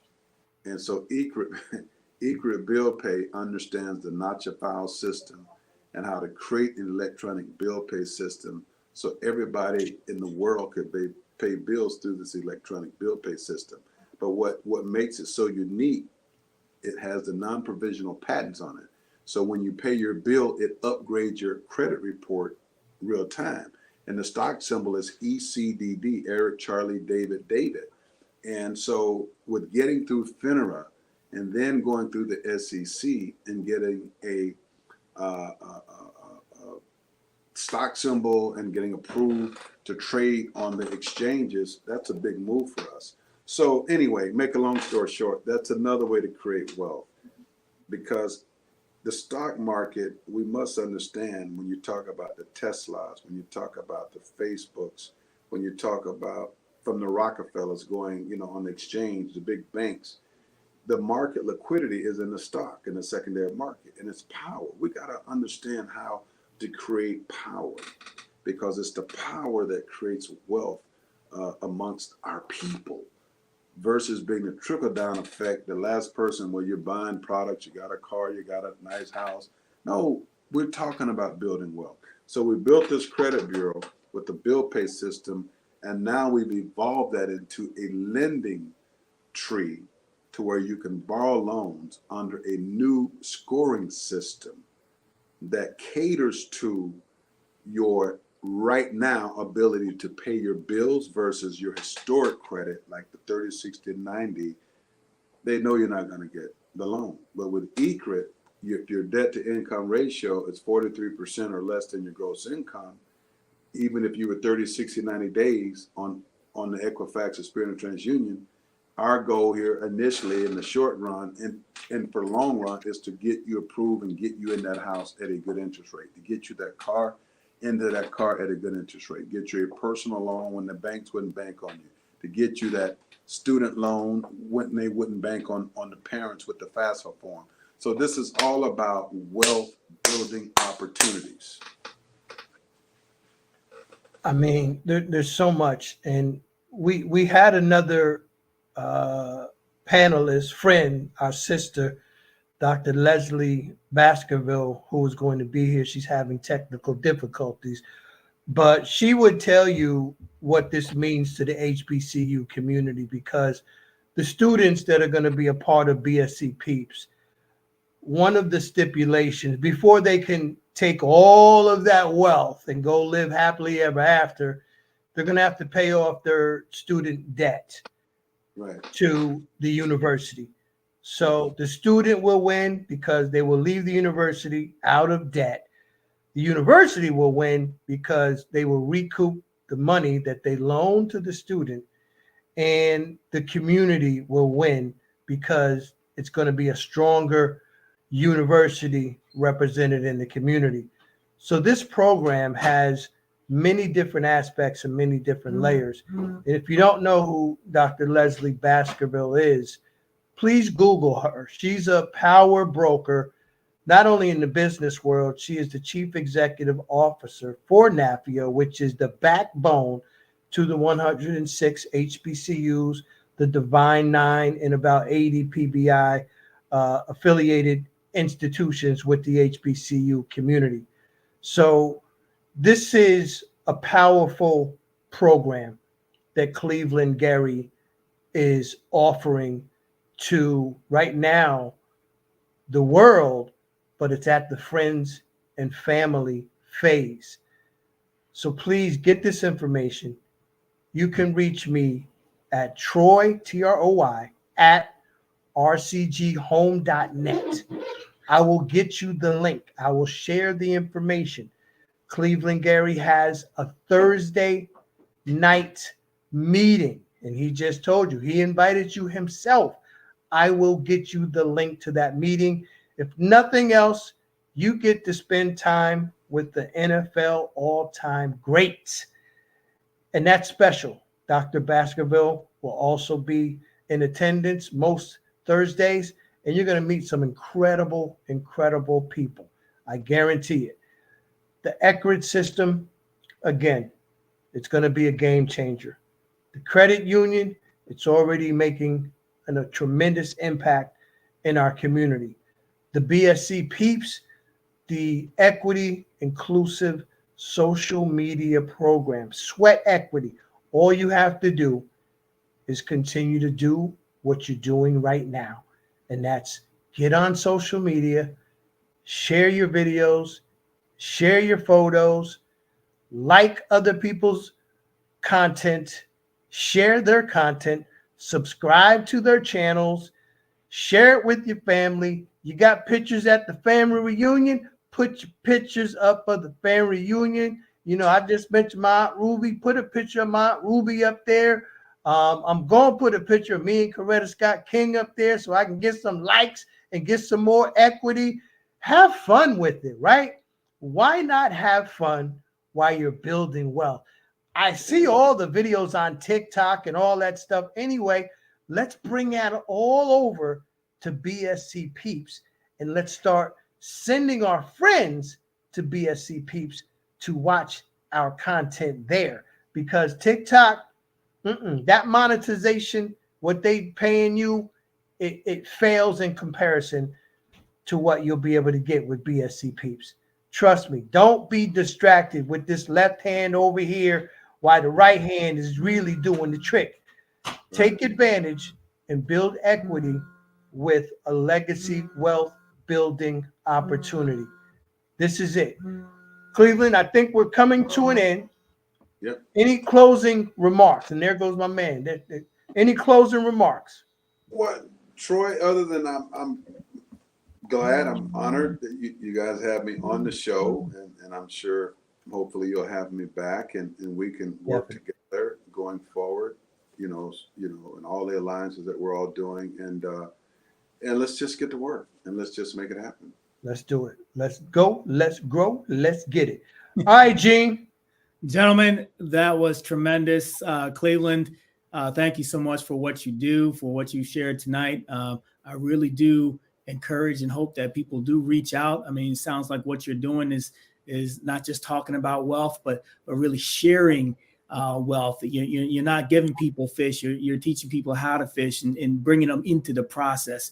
So that is so key in everything that we do. And I think especially our younger generation, they're not out there necessarily building, manufacturing. They're not creating a lot of product, but they have a lot of buying power, and they're very creative and they're very powerful in that regard. So if we help them to really harness that power through investment and whatnot, that's where we need to go. So I love that message that you have. I love what you're doing. And I just reached out to you and connected on LinkedIn. So I look forward to forging that connection as we go forward. So. And also, Gene, if I may intervene, are you a member of BSC Peeps? I am not. This is the first that I've heard. Okay. So got it. Yeah. So and one last thing I wanted to add too, with the affiliation with the banks, the key here is substance, and evolving these centers. We're putting up centers like McDonald's. We're putting up these centers all over. It's credit card and loan centers. It's powered by eCredit, where the homeless guy can walk off the street with his monthly check, whatever he gets every month, and he can walk into our center and come out with a secure credit card, and he's bankable. He's bankable. So it's amazing programs, and opening up savings account and checking accounts in an unconventional way, because the internet has changed the world. So I look forward to working with you. And as far as the fundraising, Gene, there's so many programs I'm working with globally. The key is infusing us with capital. If we got $50, $100 million, we can hire the right people. They can come to work every day, and we can offer all kinds of programs and incentives. And when you talk to Dr. Baskerville, with all the stuff we're doing there in DC, the money's there. We just have to be on one accord. So I'm here if you need me. I'm here. Love it. Thank you. And thank you, Troy. As always, you deliver exactly what our audience needs to hear. So thank you both. All right, Gene. Have a good night. All right, Cleveland. Okay. So there you have it. That was a tremendous session that we just had there. Backing all of that, we need to understand why we're here. And the Black Business Expo's mission is to raise funds for high school seniors going to college or K through 12 entrepreneurs. And the expo is a fundraiser for students. So you may go to www.blackbusinessexpousa.com to donate to the scholarship fund. Please do. Or you can use the Cash App that's on the screen below, and that is $BBXUSA. So our goal is to give laptops and up to $5,000 to up to 10 students. Students can register online. If you're listening right now at www.blackbusinessexpousa.com. Every dollar counts. So we want to remind you to donate to the scholarship fund. We want to thank our Black Business Expo USA sponsors for this month, 2024. NC100, Suede Soul, Carolina, Virginia Minority Supplier Development Council, Step Management, Margie McLean Foundation Incorporated, Geniuses Common, RTV, Executive Women Success Institute, The Quality Coaching Company, Superwoman Business Services, Creative Force Studios, Lee Entertainment, the Black Business Olympics, Artistic App Design, and the Black Business Expo USA. Thank you to all of you. Genius is common, and what we love to say is we will see you on the other side. Artist to me is a creative expression of something from nothing. It explodes onto the canvas, or it explodes on in my work.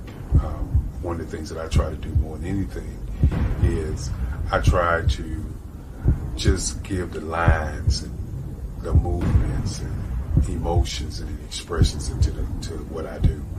Art really means to me a chance to express how I feel deep down inside. Most of my art begins as a thought that I might have, whether it's sports, whether it's history, whether it's a woman or a man. It pretty much starts as an idea of thought before I get into the actual image of what I'm going to draw.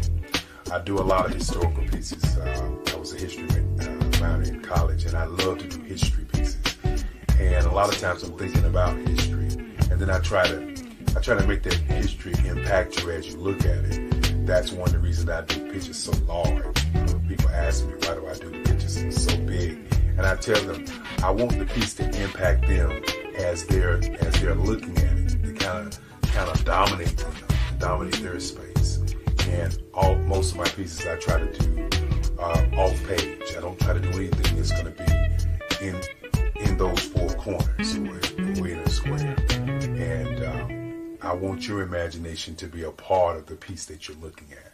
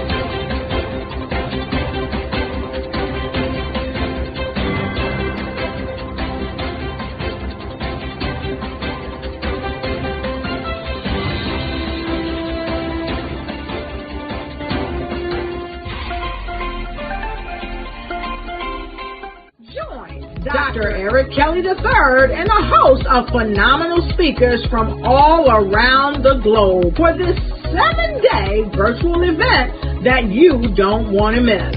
The mission of the Black Business Expo is to raise scholarship money from kids all the way from high school, all the way from college. The Black Business Olympics is one of the largest Black business showcases in the world. It is an opportunity for businesses and companies to showcase their businesses globally. We are going to be giving away laptops up to $5,000 away to students.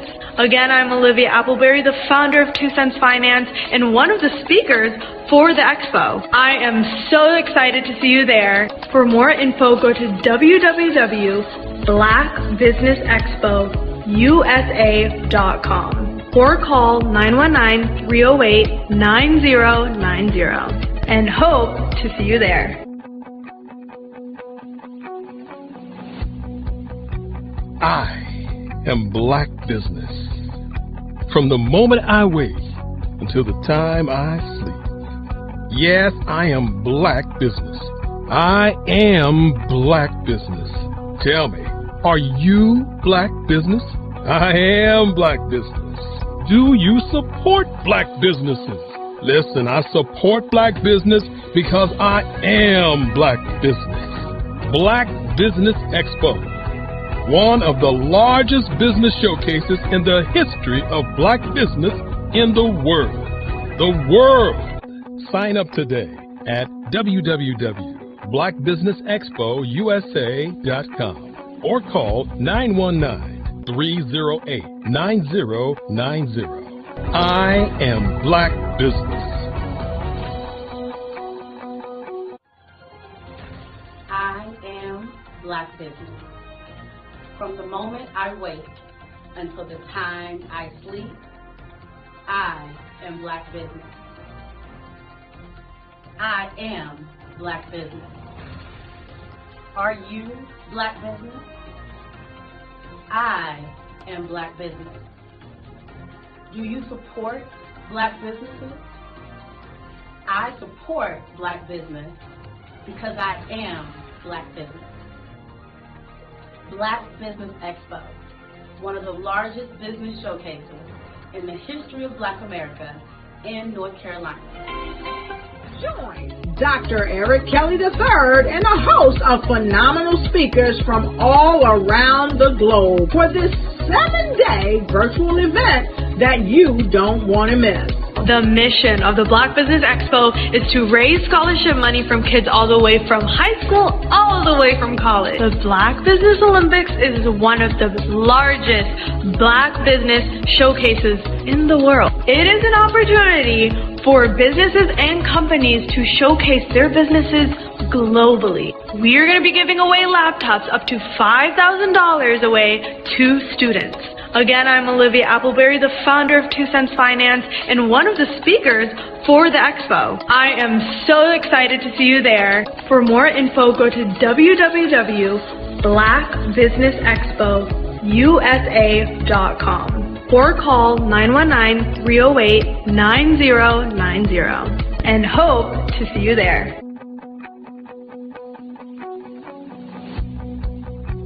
I am Black Business. From the moment I wake until the time I sleep. Yes, I am Black Business. I am Black Business.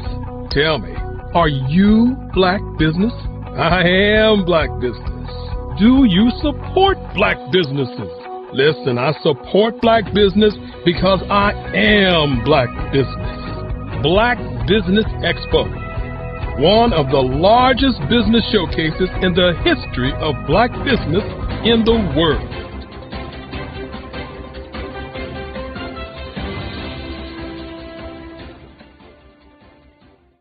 Art to me is a creative expression of something from nothing. You know, it explodes onto the canvas, or it explodes on in my work. One of the things that I try to do more than anything is I try to just give the lines and the movements and emotions and expressions to what I do. art really means to me a chance to express how I feel deep down inside. Most of my art begins as a thought that I might have, you know, whether it's sports, whether it's history, whether it's a woman or a man. It pretty much starts as an idea of thought before I get into the actual image of what I'm going to draw. I do a lot of historical pieces. I was a history minor in college, and I love to do history pieces. And a lot of times I'm thinking about history, and then I try to make that history impact you as you look at it. That's one of the reasons I do pictures so large. People ask me, why do I do the pictures so big? And I tell them, I want the piece to impact them as they're looking at it, to kind of dominate them, to dominate their space. And most of my pieces I try to do off page. I don't try to do anything that's going to be in those four corners or in a square. And I want your imagination to be a part of the piece that you're looking at.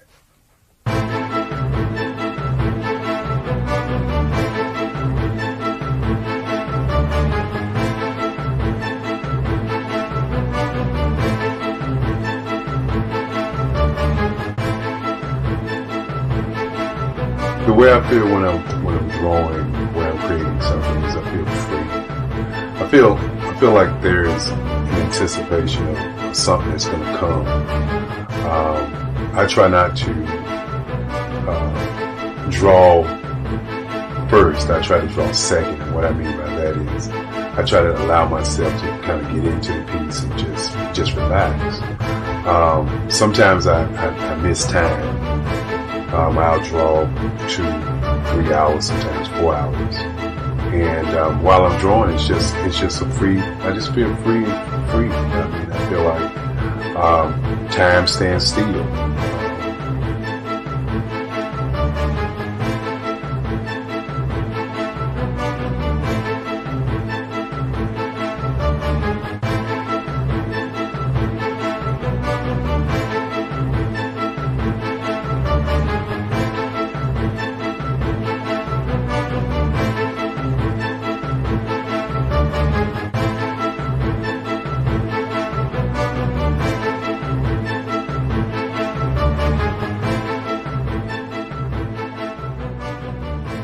That's what it's all about in terms of the lines and the colors in my work, is to get an expression, to go deeper and past just what you see on the surface, but to go in and try to find an expression that everybody gets a different taste of what that expression is, whether it's anger or whether it's being happy or whether it's being, kind of calm or nonchalant.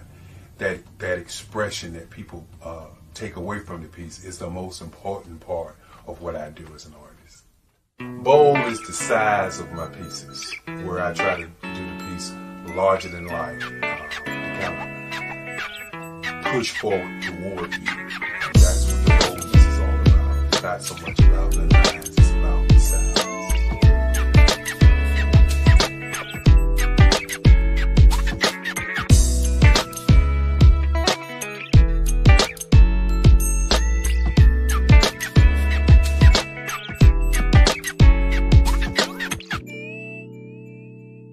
The Face of Change art show is inspired by my mother, but more importantly, it's a historical moment in time as the pieces depict different emotions and expressions of Barack Obama. The 44th president is indicative of the 44 pieces of art that I have done in this particular collection. When you begin to think about expressions and portraits, this is a portrait gallery of expressions of what transpired as Barack Obama ran for office. Some of the pictures are abstract and some are expressionistic. And I combine both of those forms of art to create this collection of art pieces.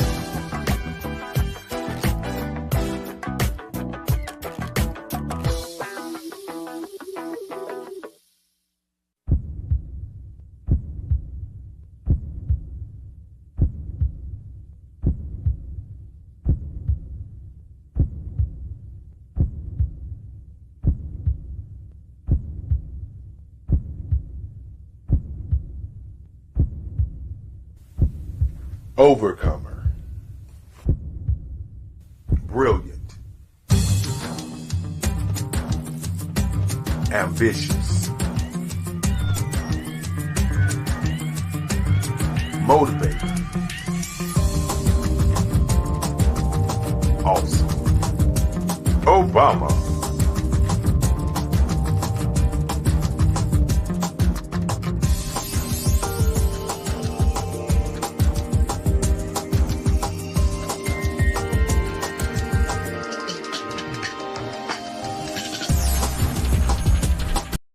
I am from Washington, D.C., but I was raised in Durham, North Carolina.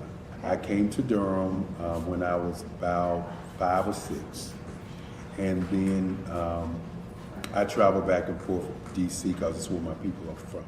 One of the unique things about my family is my mother, she's also an artist. She does quilting, and she does a lot of artistic things. And then my son, he draws with both hands, his right hand and his left hand, like I do. So that's kind of a family trait. And then my other son, he's a videographer, and my daughter, she works, she's a regional vice president for Sunglass Lab. When you start out drawing and sketching, you want to continue to explore, you know, each avenue. I do pastels, I do pen and ink, I do painting, I do acrylics. I haven't done oils yet. But I try to do all facets of art. What I say to a lot of times to people is, you know, you can't put yourself in a box when you're an artist. You have to explore. And over the course of my life, I've tried to explore different mediums. I also do sculpture as well. I choose my subjects by the intensity that they have in their faces, or the intensity that somebody is moving, because I do more than portrait drawings. I also do I do abstract, and then I do figurative drawing also. Well, what happened in this particular show is that I started out trying to come up with something that would be a little bit different than what everybody else is doing. So I was working on a Barack Obama show, and they wanted me to do some paintings of Barack. And so what I did was, because of the deadlines, I kind of did it kind of fast. And then I realized when I was doing it fast, I enjoyed it. And so then I started doing other pieces the same way, and I started to enjoy those pieces also. And so I came up with this particular style. And it's a style of lines and colors. And what's interesting is that when I was in college, I did a show called Lines, Colors, and I talked about the boldness of the blacks, the hotness of the whites, and this is how this has come about, you know, later on in my life. And the colors comes from a lot of the entertainers that I work with, where they wear different colors. They don't wear, you know, your plain reds or your whites. They wear different colors, and so that's also another piece of what's giving me the colors.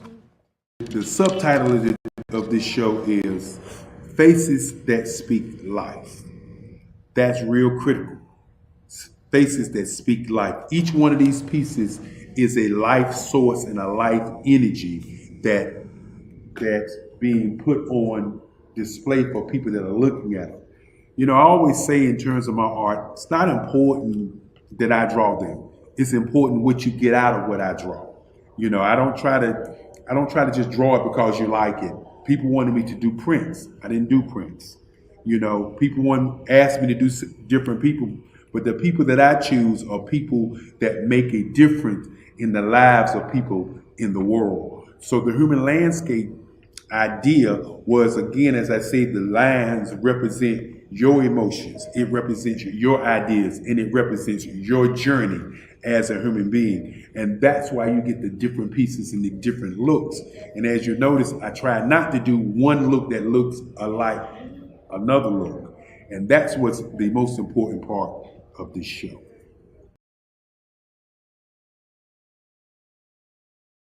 Artist to me is a creative expression of something from nothing. You know, it explodes onto the canvas, or it explodes on in my work. One of the things that I try to do more than anything is I try to just give the lines and the movements and emotions and expressions into what I do. Art really means to me a chance to express how I feel deep down inside. Most of my art begins as a thought that I might have, you know, whether it's sports, whether it's history, whether it's a woman or a man. It pretty much starts as an idea of thought before I get into the actual image of what I'm going to draw. I do a lot of historical pieces. I was a history minor in college, and I love to do history pieces. And a lot of times I'm thinking about history, and then I try to make that history impact you as you look at it. That's one of the reasons I do pictures so large. People ask me, why do I do the pictures so big? And I tell them, I want the piece to impact them as they're looking at it, to kind of dominate them, dominate their space. And most of my pieces I try to do off page. I don't try to do anything that's going to be in those four corners or in a square. And I want your imagination to be a part of the piece that you're looking at.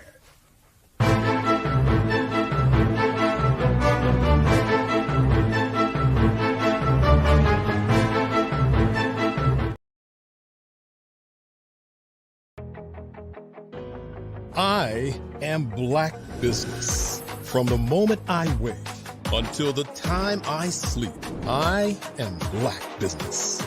Hello, I am Dr. Eric Kelly III, the visionary strategist and founder of the Black Business Olympics. I invite you to showcase your Black-owned businesses on the Black Business Network global stage. The Black Business Olympics is a global Black Business Network platform that propels Black-owned businesses into the international spotlight. By showcasing your business on the Black Business Olympics platform, you can reach a worldwide audience of potential customers, partners, and investors. You can also establish yourself as a thought leader and expert in your field, attract lucrative partnerships, and more speaking engagements. In addition, the Black Business Olympics platform provides a valuable opportunity to connect and collaborate with like-minded entrepreneurs and business professionals from around the world. This can lead to new business opportunities, ideas, and relationships. Finally, by sharing your story and expertise on the Black Business Olympics platform, you can inspire and empower others. This is a powerful way to make a positive impact on the world and leave a lasting legacy. If you are a Black-owned business owner, I encourage you to seize the opportunity to showcase your business on the Black Business Olympics platform. It is a once-in-a-lifetime opportunity to make an indelible mark on the world. Be one of the 1,000 visionary entrepreneurs who are changing students' lives, shaping industries, and leaving an unforgettable legacy for their families. Unleash your voice on our global stage and watch your business thrive. Black Business Olympics is one of the largest Black business showcases in the history of Black business in the world. Yes, the entire world. Just give me a call today at 919-308-9090.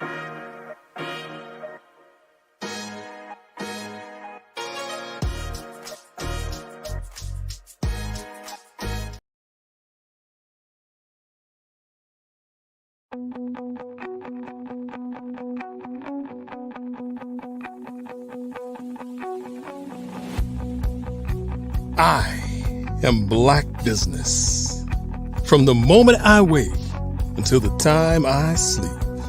Yes, I am Black Business. I am Black Business. Tell me, are you Black Business? I am Black Business. Do you support Black businesses? Listen, I support Black business because I am Black Business. Black Business Expo, one of the largest business showcases in the history of Black business in the world. The world! Sign up today at www.blackbusinessexpousa.com or call 919-308-9090. I am Black Business.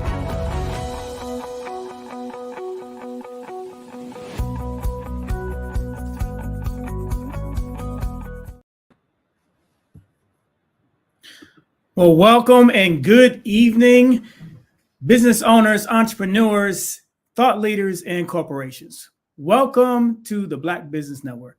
My name is Gene Baker, and I am your business moderator for this session of the Black Business Network. The Black Business Network is a 24-hour business network showcasing Black businesses, business owners, entrepreneurs, and thought leaders worldwide. So we have speakers from all over the place, from North Carolina to London to Singapore to Africa to Japan, and cities all over the United States. The Black Business Network is a global community sharing its business knowledge to empower, inspire, and educate businesses about business. Our next speaker this evening is yours truly. As I mentioned earlier, my name is Gene Baker, and I have been in leadership over the last 25 years. And I've learned a lot in leadership, and I'm really looking forward to share with you some tips as to how you can better connect with your people and get ultimately better results for your business. So without further ado, I bring myself up to stage. All right. So leadership is such a large topic, right? There's so many things that we can talk about. Well, we got 40 minutes. So what I wanted to do was just focus in on a few things that I talk about on a daily basis as a business leader. One is values. 2 is communication. And 3 is process. So let's talk a little bit about why. Why is leadership important? First, before we get into all of that, look at what's happening across the world and really in the United States as well. What's happening? Change, and people are forgetting how to connect with each other and communicate with each other. We just got through the what they call the Great Resignation, when so many people, 1 in 4 people or higher, were leaving the workforce. Those that were staying around were switching jobs. So if you're in business and you're a business leader, it creates a really tough problem to solve. How do you, 1, attract people, and 2, how do you keep people? It's very expensive to lose good people. And it can be expensive to attract good people, but you definitely want to attract good people, right? So that's the conundrum. And then on top of that, now we have this AI, with this thing that we call AI, right? And AI is a great system. It's a great tool that we have to increase productivity. It's a tremendous tool. If you're not using it, you really should. But AI is also taking or replacing a lot of jobs. So people are in this position where their angst is really high. And so they're wondering where their place is in your organization and in this society. They're wondering how they're going to provide for their families. So when people are in this state of angst and stress, they start to do things that normally they wouldn't do. So maybe they subconsciously start to pull back from their daily responsibilities. They're distracted. Maybe their anxiety is so high that they start snapping at each other, and your teams aren't connecting, and they're arguing, and there's infighting going on. Because people are trying to grab onto anything that they feel is going to keep them in their positions and keep them in the organization. So many things are happening as people grapple with, AI is here, is my job in jeopardy? What am I going to do? What am I going to do in this organization? So if you're a business leader, how do you deal with that? So we're going to get into that a little bit as we start talking about values. Why are values so important? Values really help us to explain to the world and connect with the world as to who we are and how we get down, how we do what we do. Values allow you to say, hey, I like that company. I like that person. So when you lead with values as a leader, you're putting all that out there and say, this is who I am. This is who I get down. As an organization, this is who we are. This is who we get down. This is the impact that we want to make into the world. So having clear values is really, really important. It's not one of those things where you spend an hour or so and say, hey, these are our values, and you put them up on a website and you leave it there. No. Whatever values you choose, you should do so very intentionally, but then communicate them and refer back to them on a regular basis. Because ultimately, values not only explain and tell the world who you are to the world and to your employees, but it also impacts how employees behave. Because when employees understand what your values and the organization's values are, and they understand, okay, well, do those values align with mine? Now, when that happens, when they do align, guess what happens? Well, people feel like, oh, I belong. When people feel like they belong in this place, now they start to relax a little bit. That anxiety goes down a little bit. Now they can really think about, okay, I belong here. I want to be here. I want to be part of this company's future vision. All right. So values are really important. When as a leader, I typically, speak to about 10 values is what my teams have really relied on and kind of came around and put their arms around, right? We obviously don't have time for 10. I just want to speak to a few of those values. One of those values, what I think is really important, is to have a growth mentality. To grow that daily is what we call it. To grow daily is our value. Why is that important? It's that plus one. And it's a mindset. What do I mean by that? Anybody hear about the story of or understand what a flea is? Well, we have all heard of a flea, but did you really understand just how unique and powerful that a flea is? Regardless of what you think of fleas and bugs and the ick factor, whatever, but fleas are really specially designed to do what they do. And part of that is to get onto the animal that they're going to, eat, right? We'll just leave it at that. But to do that, these animals are way bigger than these little fleas.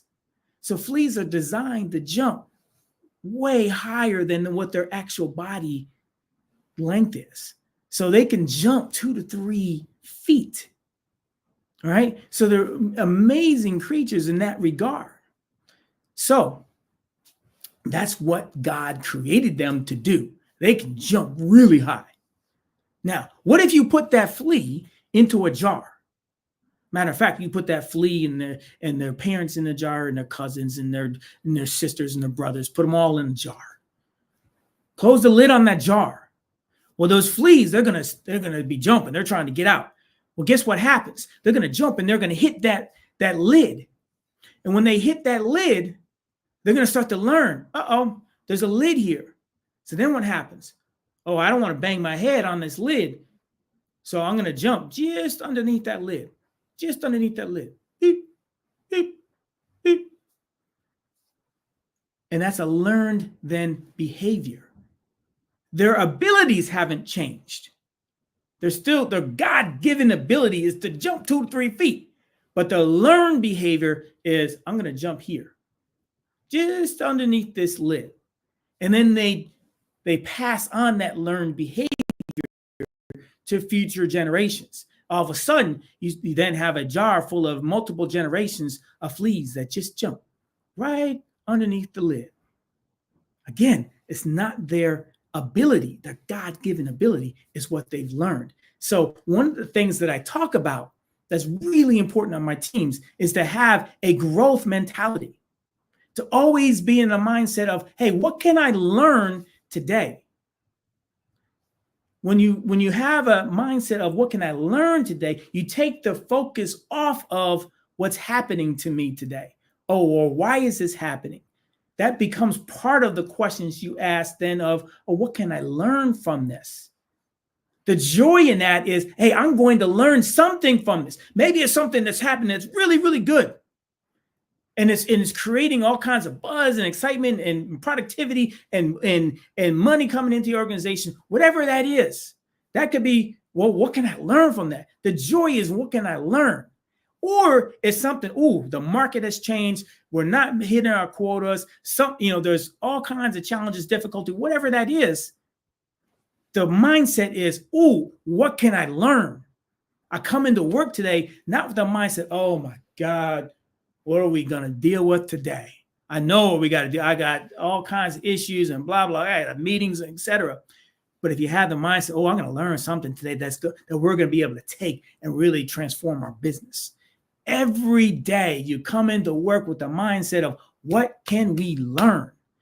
And then what can we share based on those learnings? So it's that +1, mindset. I'm going to grow 1%. Be 1% better. Have you heard the story of the steam engine, right?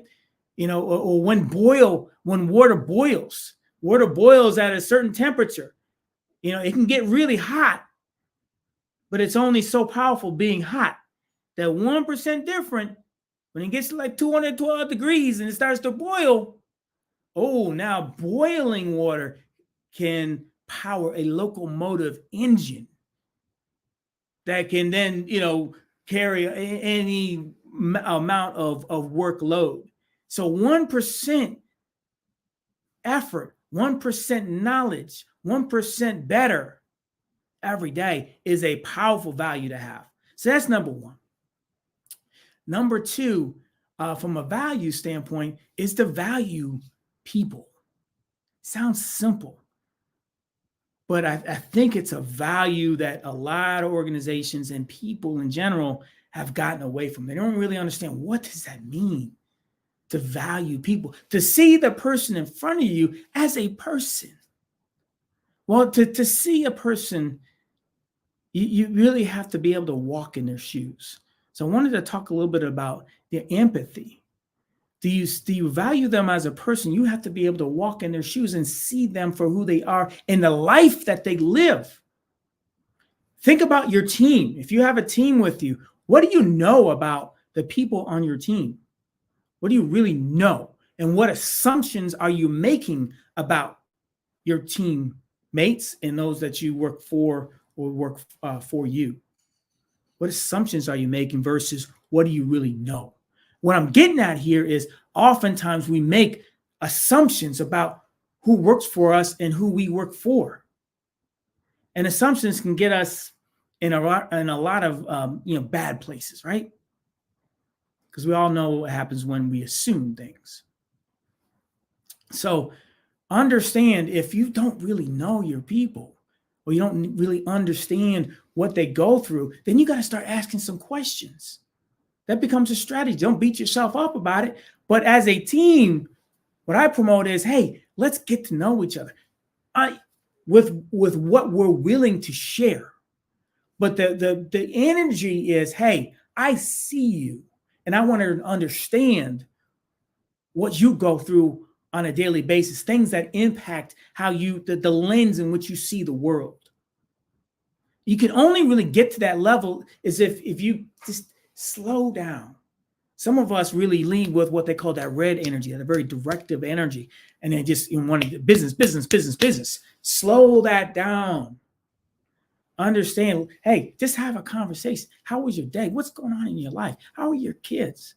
How's your spouse?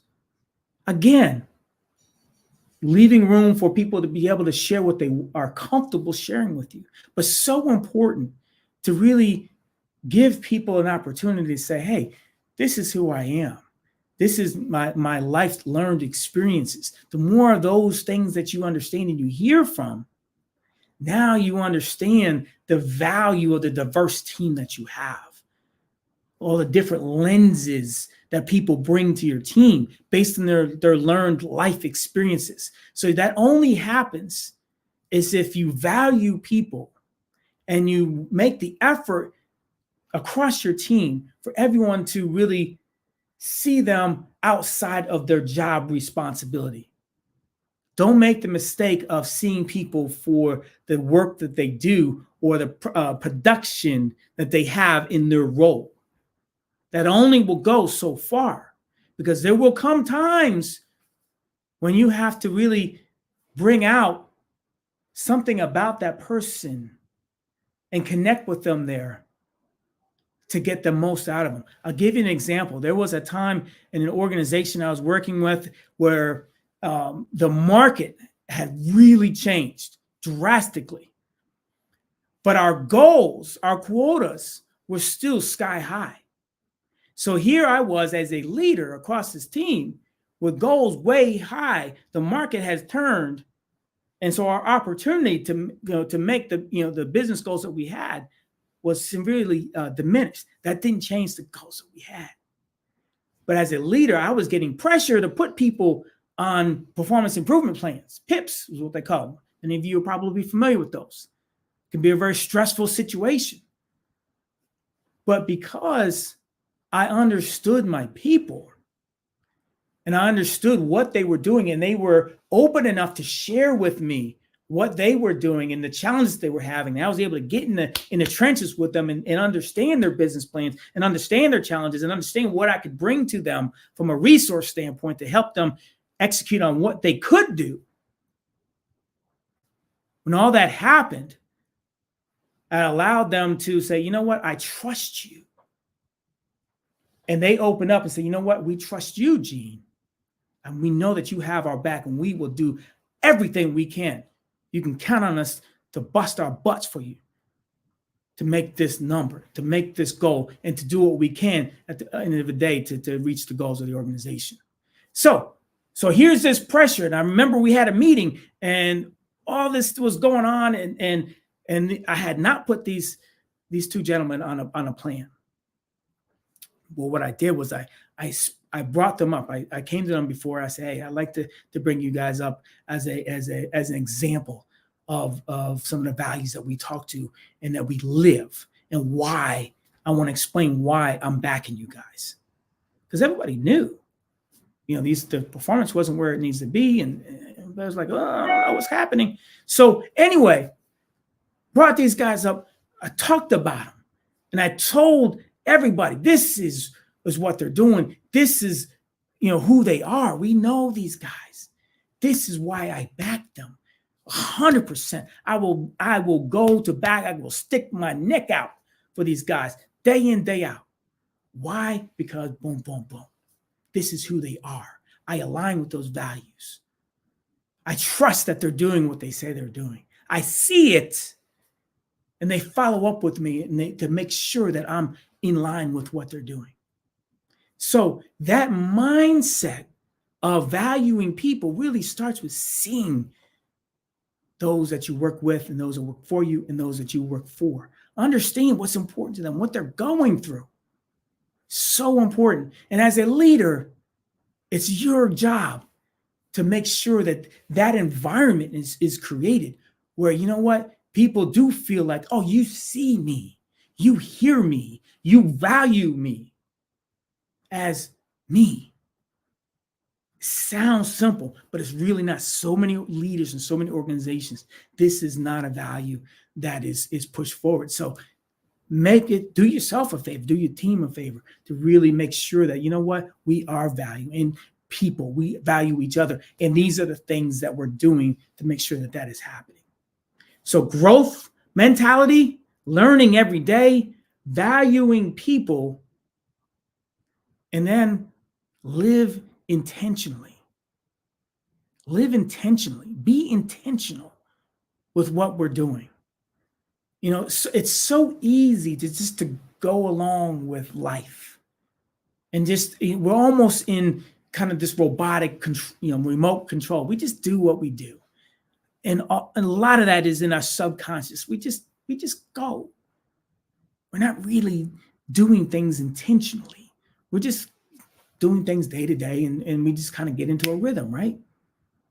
So living intentionally is really an important value to talk to your team about, and to you to live yourself, to really take the time every day, every week to think about, what am I feeling? What am I seeing? What am I doing? What's the impact of my actions? What's happening around me? It's so easy to go downhill. You put your head down, and momentum will carry you downhill. You don't have to think about it, right? You just go. It's way different to go uphill. Now try to push a boulder uphill. Oh, you're putting a lot of effort behind that. So think about that as you think about living intentionally, is pushing that boulder uphill. It takes a lot of effort and intentionality to build momentum, to push this boulder up the hill. That's the mindset, to be in the moment, to take time on a daily or weekly basis. Just put it into your calendar, thinking time. So nobody can schedule a meeting or things into that space where you're just, you know what, this is my time to think about my business, my life, the relationships that I have with those around me. You know, what's happening? How do I think that's affecting my team, my organization? Put some time on your calendar to be intentional with yourself and with those around you. So those are just 3 values. If there's, like I said, I got 10 values that we live by. And with my teams, what I would do is we would talk about these values. But then as I go around the team, what does this value mean to you? How does this value manifest in your actions in your life? So it's not me talking about values to my team all the time. After the initial rollout of whatever values you're going to live with or live by, now it's, hey, go to your team and say, you know what? Let's talk about this value today on this team. Take a few minutes, John. Talk about how you've lived this value this week. So think of creative ways to keep these values alive. All right. So that's values. As we talk about communication, I think is so important because everybody communicates, right?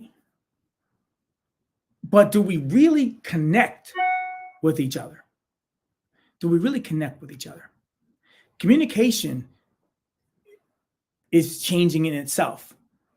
Connection, how we connect with each other, has been the same for life. So we'll talk a little bit about connecting versus communication. Connecting requires some of the things that we just talked about. It requires empathy. It requires intentionality. It requires you seeing the person that you're trying to communicate with and the team that you're trying to communicate with. Are you connecting with them? Do they feel and know that you see them, you hear them, you value them? So important. I don't care how much you communicate, how effective your communication is. If you're not connecting with your team, your communication is likely going to fall flat. So connection is so important, to take that time to make sure that your message can land on fertile ground versus infertile ground. People need to be open to hearing the communication from you. Now, communication, on the other hand, has changed a lot. We live in a society now where people hear in sound bites. You know, you got TikTok videos, you got YouTube videos, you got shorts. They call them shorts. People have very short attention spans, shorter than they've ever been. So, and there's a ton of information that's flooding our employees and us every day. From emails to text to videos, TV, to all of this. It's all noise. So your communication has to be designed to break through like an arrow, break through all of that noise. So you have to make sure that whenever you communicate, that your communication is really specific and concise and short, to the point. The days of long emails and PowerPoints, throw it away. very specific, to the point communication. Any additional stuff, put it into other mediums of communication. But when you got, important points that you need to make to your team, keep it short, to the point. It's got to break through the noise. Then also make sure that your communication, that you prioritize the communication across your organization. Somebody's got to be the traffic controller. If you got a lot of departments in your organization, they're all sending communications. Even if they're well-designed, concise communications, guess what?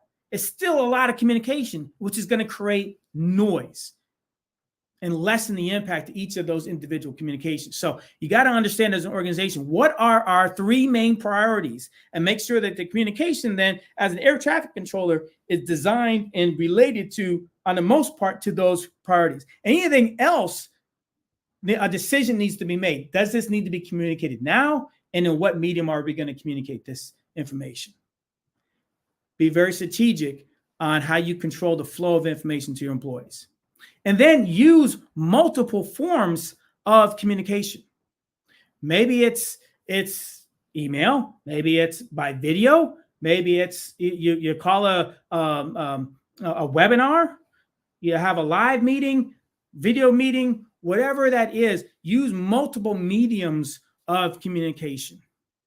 Design your communications very fluidly, just in terms of how it gets to people. Now, that being said, those important things, you should have a consistent way of communicating those priority area communications.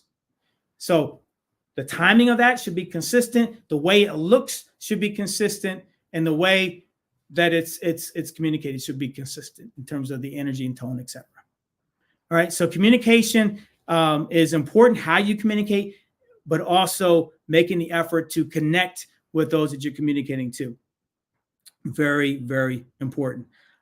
So I think we are closing down on the time that we have today.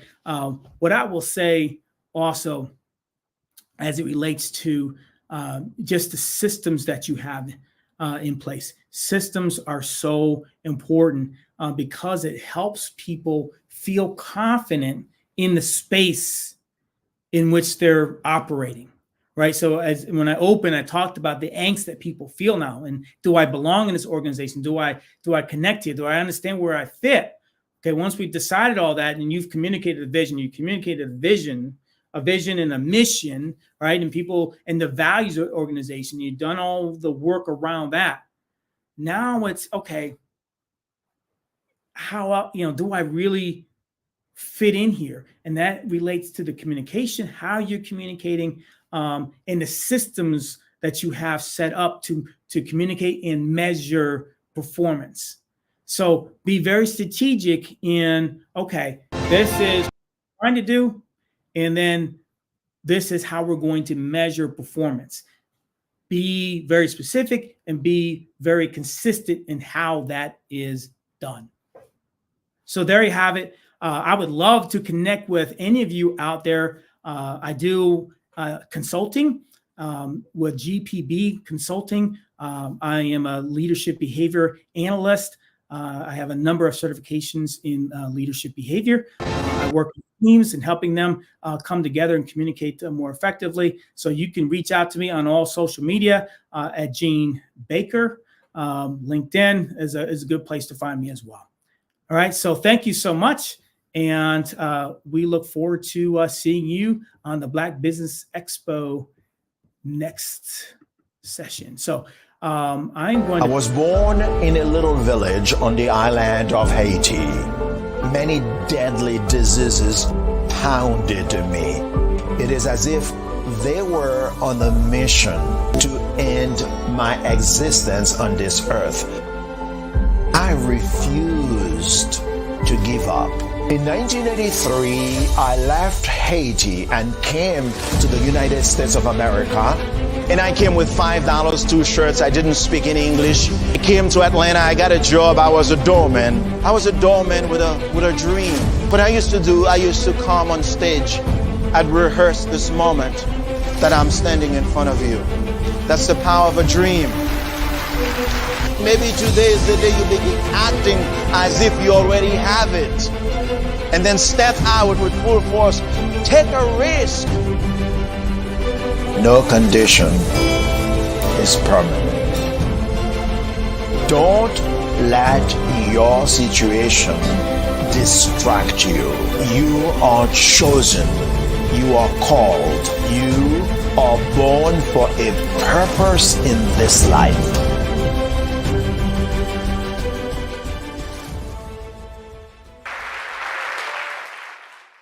You see the career opportunity. You feel it's yours. After all, you're well qualified, but you don't apply. You feel stuck and can't move forward in your career. I've learned as a 10-year career strategist, we must learn how to show up. To show up, we will rise up.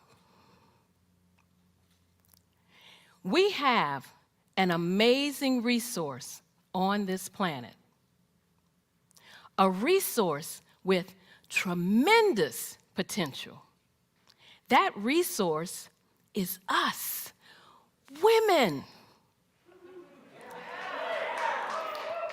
Far too many of us, when we want to rise up and advance in our careers, we hit an invisible barrier. It's called the glass ceiling. And when we do make it through the glass ceiling, chances are we're more closely scrutinized than men. As women, we face more barriers to promotions in many organizations. However, I've discovered the biggest barrier, believe it or not, is ourselves. As women, we often hold ourselves back.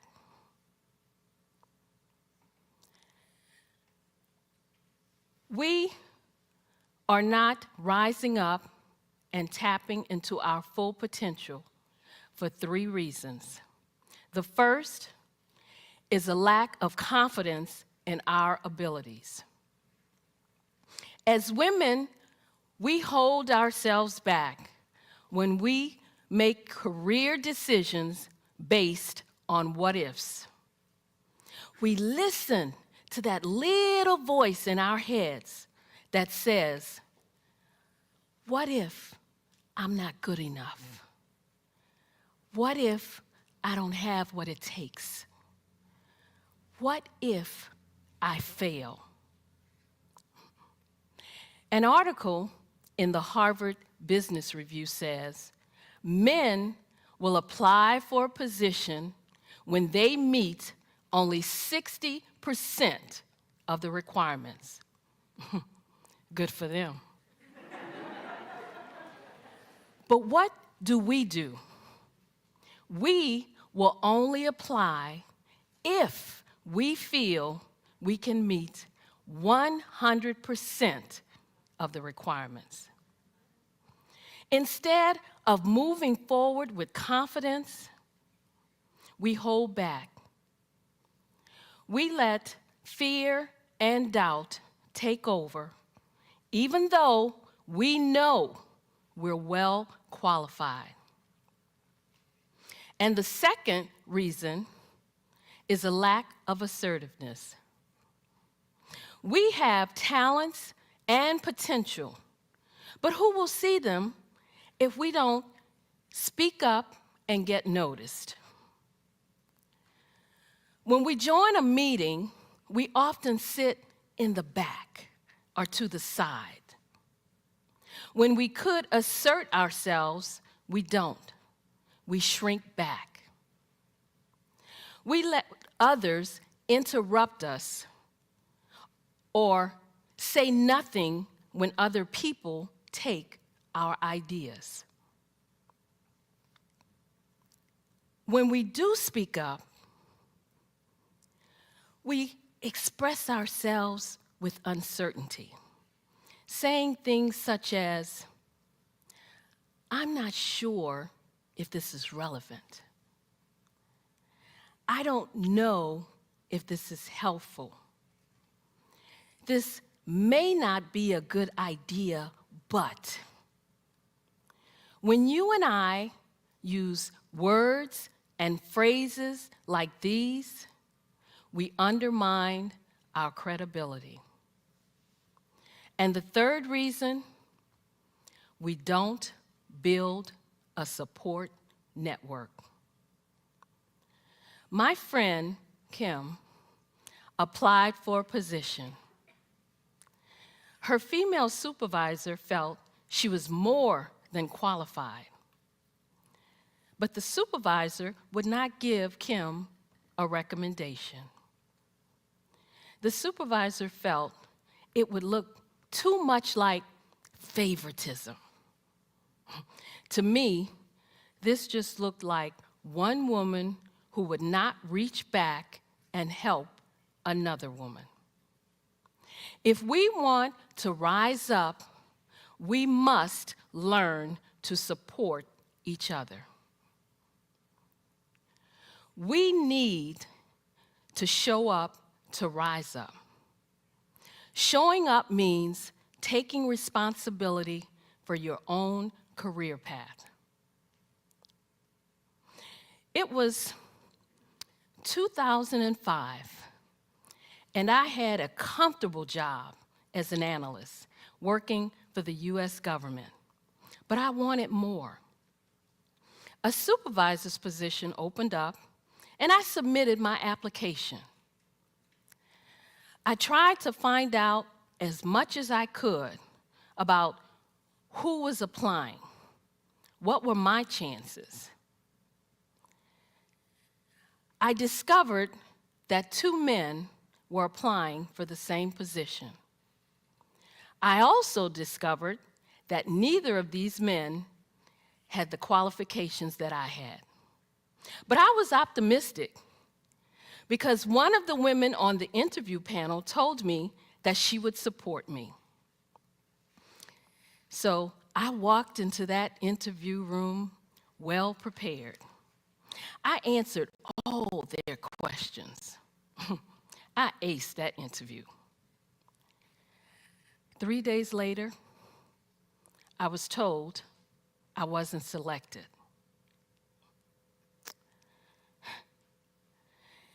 Not only did they select the least qualified one,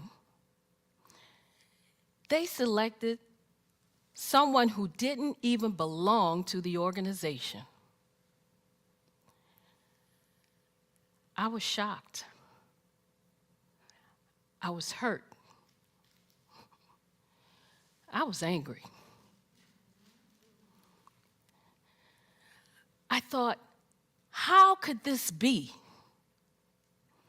It was like a slap in my face. I deserved that job.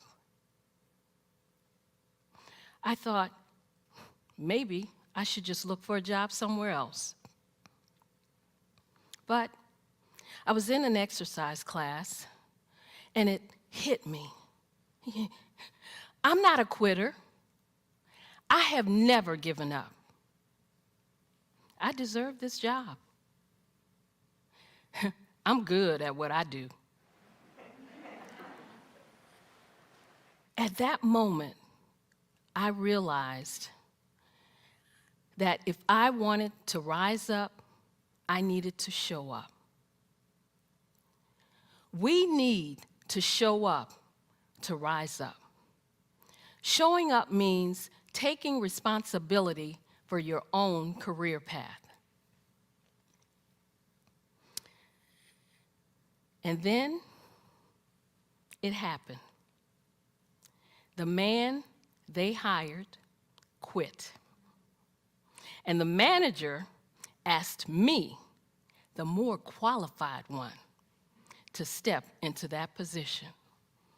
I did. I showed up and I rose up in my career. Having worked with hundreds of women over the years, I know there are 3 steps we need to take to show up. The first is to build confidence. The second is to be assertive. The third is to build a support network. When we follow this 3-step process, we will show up to rise up. When we rise up and tap into our full potential, as women, you and I will contribute more to our organizations, more to our families, and more to our communities. When we show up to rise up, everyone wins.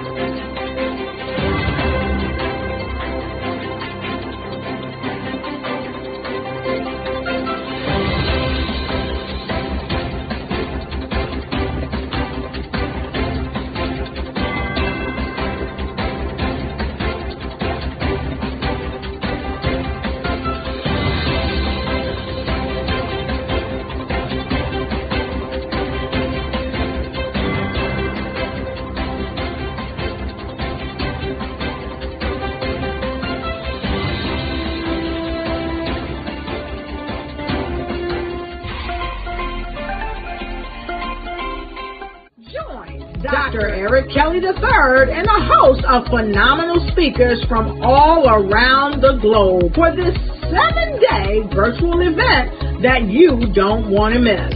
The mission of the Black Business Expo is to raise scholarship money from kids all the way from high school, all the way from college. The Black Business Olympics is one of the largest Black business showcases in the world. It is an opportunity for businesses and companies to showcase their businesses globally. We are going to be giving away laptops up to $5,000 away to students.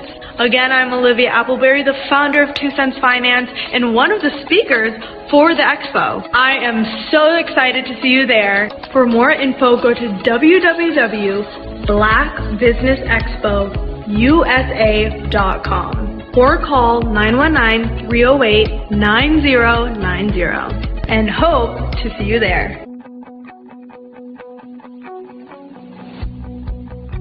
I am Black Business. From the moment I wake until the time I sleep. Yes, I am Black Business. I am Black Business. Tell me, are you Black Business? I am Black Business. Do you support Black businesses? Listen, I support Black business because I am Black Business. Black Business Expo, one of the largest business showcases in the history of Black business in the world. The world! Sign up today at www.blackbusinessexpousa.com or call 919-308-9090. I am Black Business. I am Black Business. From the moment I wake until the time I sleep, I am Black Business. I am Black Business. Are you Black Business? I am Black Business. Do you support Black businesses? I support Black business because I am Black business. Black Business Expo, one of the largest business showcases in the history of Black America in North Carolina. Join Dr. Eric Kelly III and a host of phenomenal speakers from all around the globe for this 7-day virtual event that you don't want to miss. The mission of the Black Business Expo is to raise scholarship money from kids all the way from high school all the way from college. The Black Business Olympics is one of the largest Black business showcases in the world. It is an opportunity for businesses and companies to showcase their businesses globally. We are going to be giving away laptops up to $5,000 away to students. Again, I'm Olivia Appleberry, the founder of 2 Cents Finance and one of the speakers for the expo. I am so excited to see you there. For more info, go to www.blackbusinessexpousa.com or call 919-308-9090 and hope to see you there. I am Black Business. From the moment I wake until the time I sleep. Yes, I am Black Business. I am Black Business. Tell me, are you Black Business? I am Black Business. Do you support Black businesses? Listen, I support Black business because I am Black Business. Black Business Expo, one of the largest business showcases in the history of Black business in the world.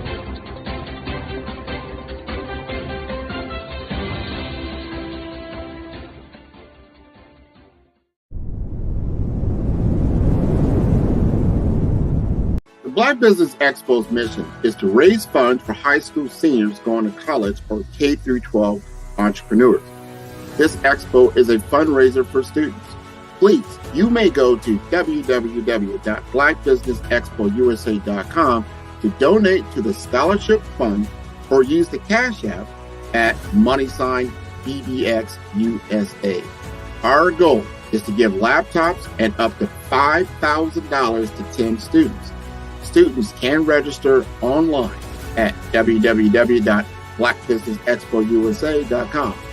Every dollar counts. Please donate to the Black Business Expo USA Scholarship Fund.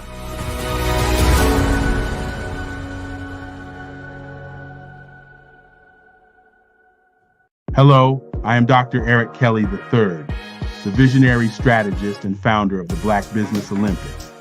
I invite you to showcase your Black-owned businesses on the Black Business Network global stage. The Black Business Olympics is a global Black Business Network platform that propels Black-owned businesses into the international spotlight. By showcasing your business on the Black Business Olympics platform, you can reach a worldwide audience of potential customers, partners, and investors. You can also establish yourself as a thought leader, an expert in your field, attract lucrative partnerships, and more speaking engagements. In addition, the Black Business Olympics platform provides a valuable opportunity to connect and collaborate with like-minded entrepreneurs and business professionals from around the world. This can lead to new business opportunities, ideas, and relationships. Finally, by sharing your story and expertise on the Black Business Olympics platform, you can inspire and empower others. This is a powerful way to make a positive impact on the world and leave a lasting legacy. If you are a Black-owned business owner, I encourage you to seize the opportunity to showcase your business on the Black Business Olympics platform. It is a once-in-a-lifetime opportunity to make an indelible mark on the world. Be one of the 1,000 visionary entrepreneurs who are changing students' lives, shaping industries, and leaving an unforgettable legacy for their families. Unleash your voice on our global stage and watch your business thrive. Black Business Olympics is one of the largest Black business showcases in the history of Black business in the world. Yes, the entire world. Just give me a call today at 919-308-9090 308-9090.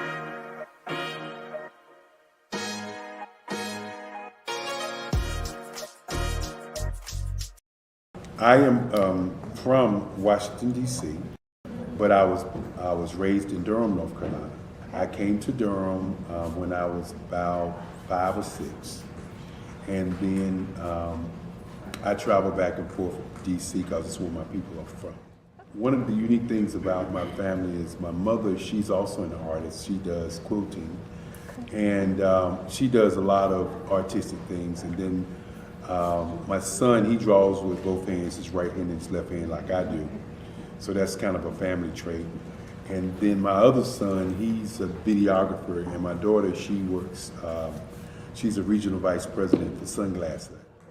When you start out drawing and sketching, you want to continue to explore, you know, each avenue. I do pastels, I do pen and ink, I do painting, I do acrylics. I haven't done oils yet. But I try to do all facets of art. What I say to a lot of times to people is, you know, you can't put yourself in a box when you're an artist. You have to explore. And over the course of my life, I've tried to explore different mediums. I also do sculpture as well. I choose my subjects by the intensity that they have in their faces, or the intensity that somebody is moving, because I do more than portrait drawings. I also do I do abstract, and then I do figurative drawing also. Well, what happened in this particular show is that I started out trying to come up with something that would be a little bit different than what everybody else is doing. So I was working on a Barack Obama show, and they wanted me to do some paintings of Barack. And so what I did was, because of the deadlines, I kind of did it kind of fast. And then I realized when I was doing it fast, I enjoyed it. And so then I started doing other pieces the same way, and I started to enjoy those pieces also. And so I came up with this particular style. And it's a style of lines and colors. And what's interesting is that when I was in college, I did a show called Lines, Colors, and I talked about the boldness of the blacks, the hotness of the whites, and this is how this has come about, you know, later on in my life. And the colors comes from a lot of the entertainers that I work with, where they wear different colors. They don't wear, you know, your plain reds or your whites. They wear different colors, and so that's also another piece of what's giving me the colors. The subtitle of this show is Faces That Speak Life. That's real critical. Faces that speak life. Each one of these pieces is a life source and a life energy that's being put on display for people that are looking at it. You know, I always say in terms of my art, it's not important that I draw them. It's important what you get out of what I draw. You know, I don't try to just draw it because you like it. People wanted me to do prints. I didn't do prints. You know, people asked me to do different people, but the people that I choose are people that make a difference in the lives of people in the world. So the human landscape idea was, again, as I say, the lines represent your emotions, it represents your ideas, and it represents your journey as a human being. And that's why you get the different pieces and the different looks. And as you notice, I try not to do one look that looks alike another look. And that's what's the most important part of this show.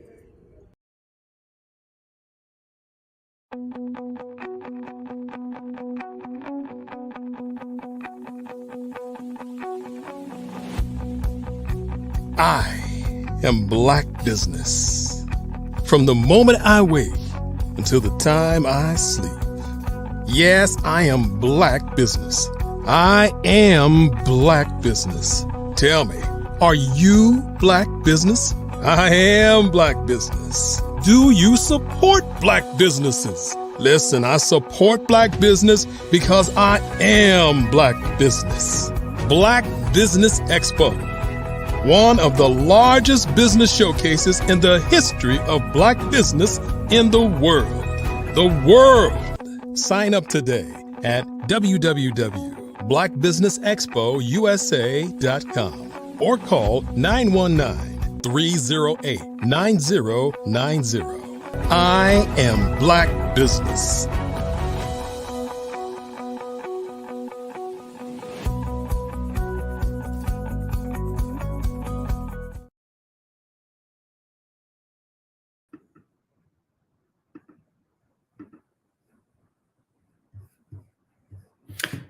Good evening, good day, business owners, entrepreneurs, thought leaders, wherever you are around the world, and corporations. Welcome to the Black Business Network. My name is Gene Baker, and I am your business moderator for this session of the Black Business Network. The Black Business Network is a 24-hour business network showcasing Black businesses, business owners, and entrepreneurs such as yourself and thought leaders worldwide. We have speakers from North Carolina to London to Singapore to Africa to Japan and cities all over the United States.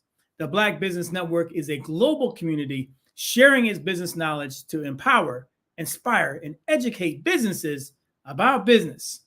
So our final speaker today is Dr. Eric Kelly III. Dr. Eric Kelly III is a visionary leader, artist, and entrepreneur best known for founding the Black Business Olympics, a dynamic global platform that celebrates Black entrepreneurship, innovation, and leadership.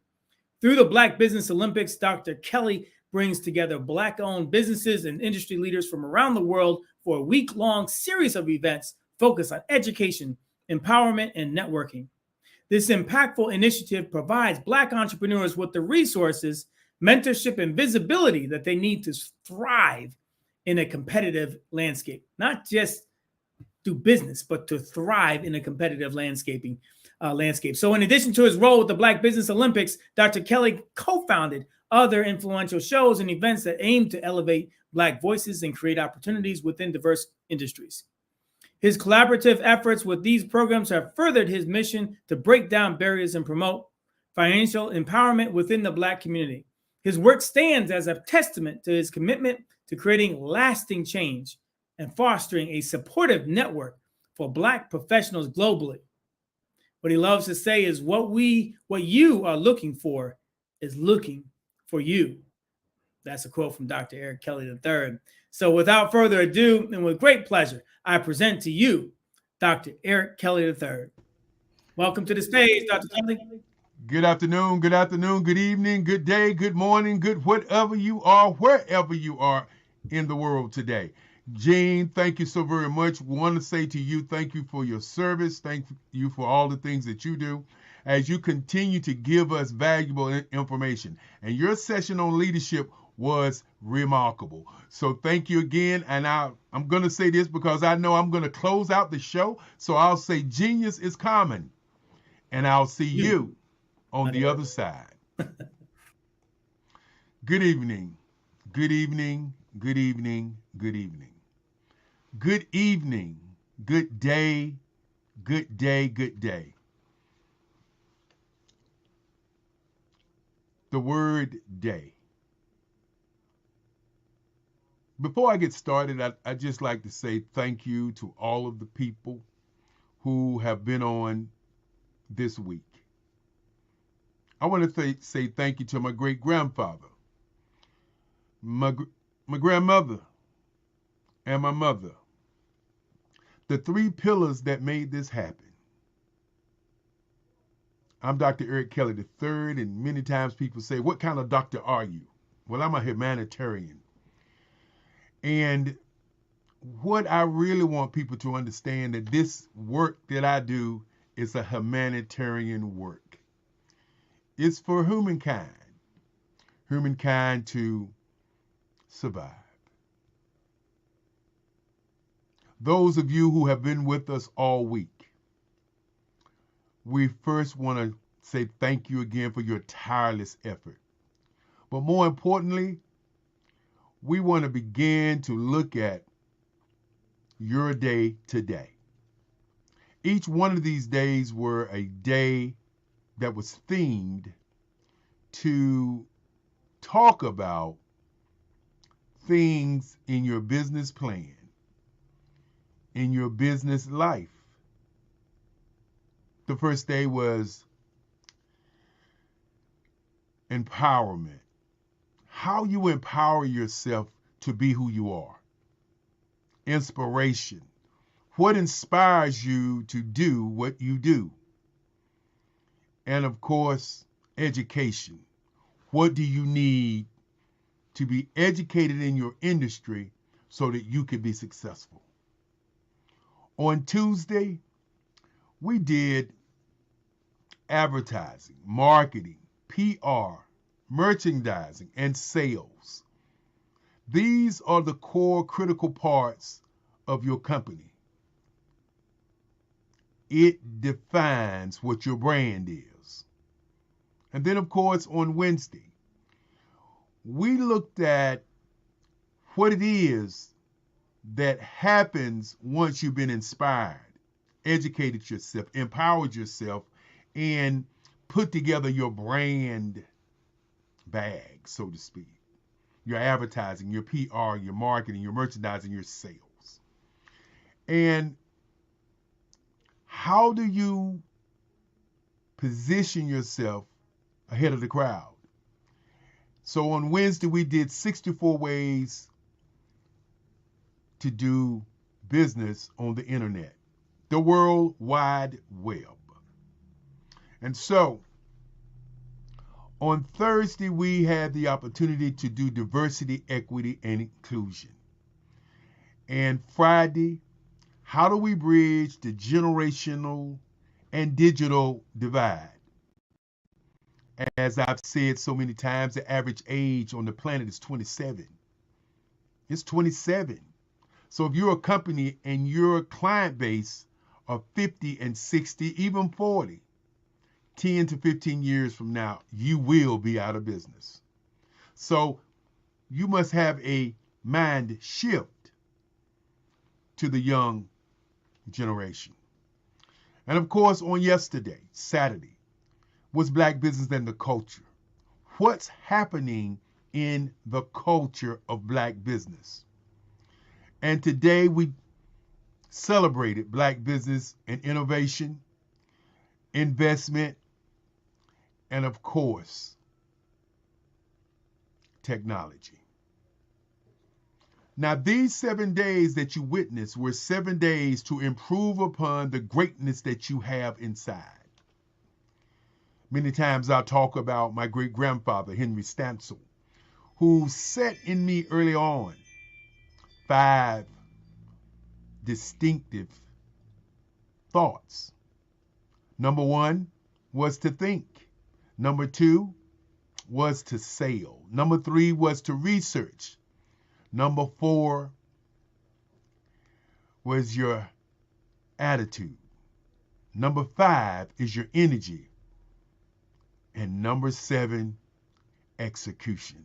Will you execute? Will you execute?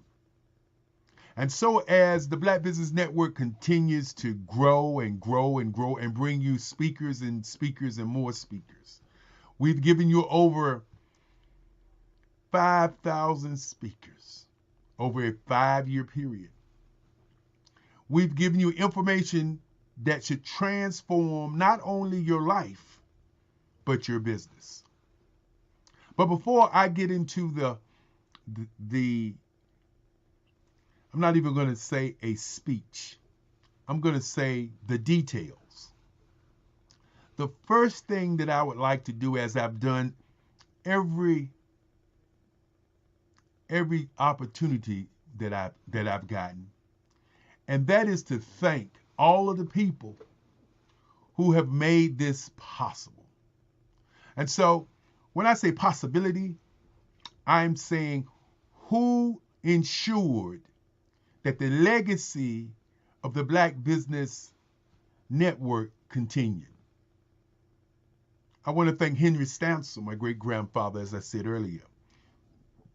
I want to thank Lovella Kelly, my grandmother who raised me. I want to thank Frances Cagle, my mother, who made all of this possible. And then I want to thank Cheryl, the chef, Esther, the chef, who cooks all week for all of the people and all of the team members. I also want to thank Lisa as she handles transportation and handles all of the board directions.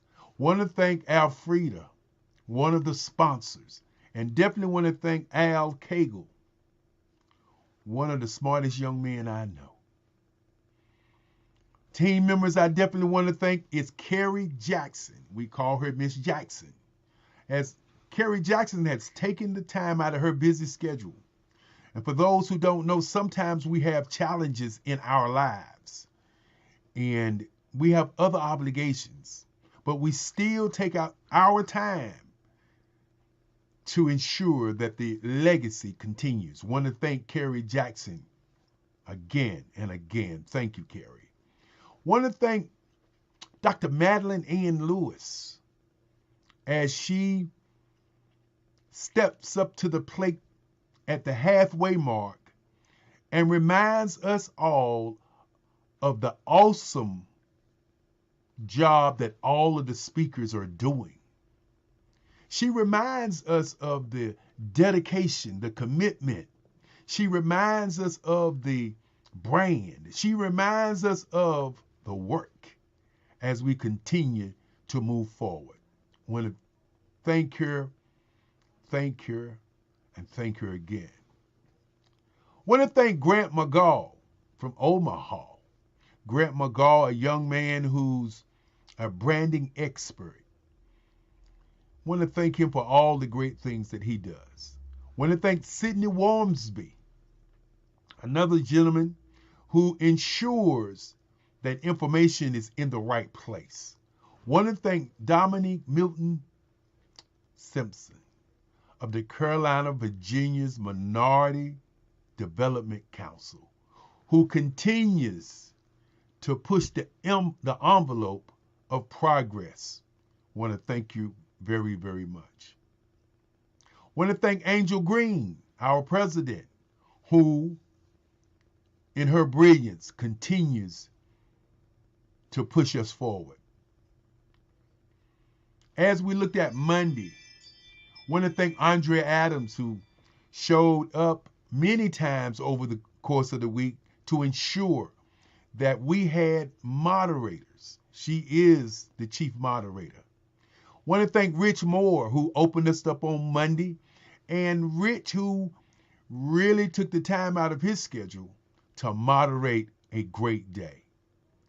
Then, of course, I would like to thank not only Rich Moore, I would like to thank again Sydney of Emeritus Decus Strategic Solutions. Alan Thornton, want to definitely thank Alan Thornton. Want to thank Michelle Boone Thornton. Want to thank Joyce Williams. Want to thank Cordelia Gaffar. Want to thank Jay Warren, who did an outstanding job as we continue to look at what really makes these things happen for us. As we look at Monday was a great day. We had, again, Andre Adams to open up for us. We had Rich Moore to open up for us Tuesday. We, of course, had Cordelia Gaffar. She's going to shoot me. Gaffar to speak on Monday also. Melissa Pearson, want to thank you. Want to thank Krista Logo. Want to thank Dr. Tandra Price, who is a part of the team that works tirelessly also. Want to thank Horace Stan Anderson. Want to thank Rashawn Webb. Want to thank Melanie, or should I say Melanie Perry, the Zillionaire Enterprises. Want to thank a good friend and personal friend of mine I've known for over 30 years, Jerry Smith. And want to thank Arbor Cooper.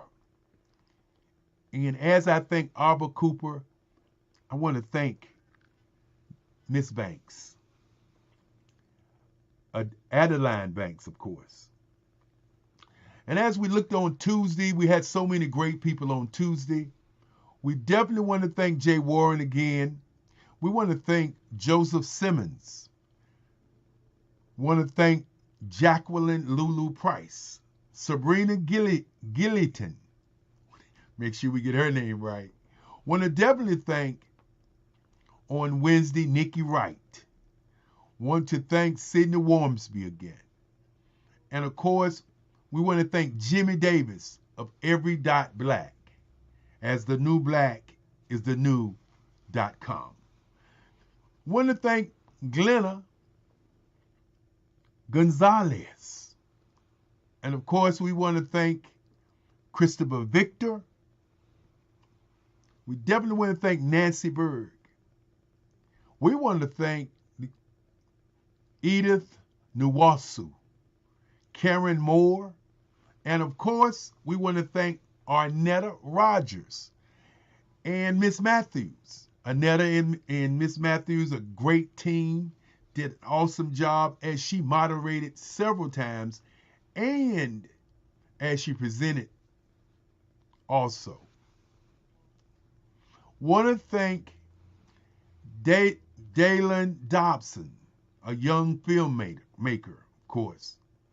And then, of course, on Thursday, and I always take the time to thank everybody because I think it's more important to thank the people than to talk about another issue, another idea, another thought, because these are the business owners who continue to do great things in their community and now in our community. I want to thank Roger Davis, Ivanka Farabee, Shay Hamilton, Dr. LaToya Smalls. Want to thank Madeline Ann Lewis, as I said earlier.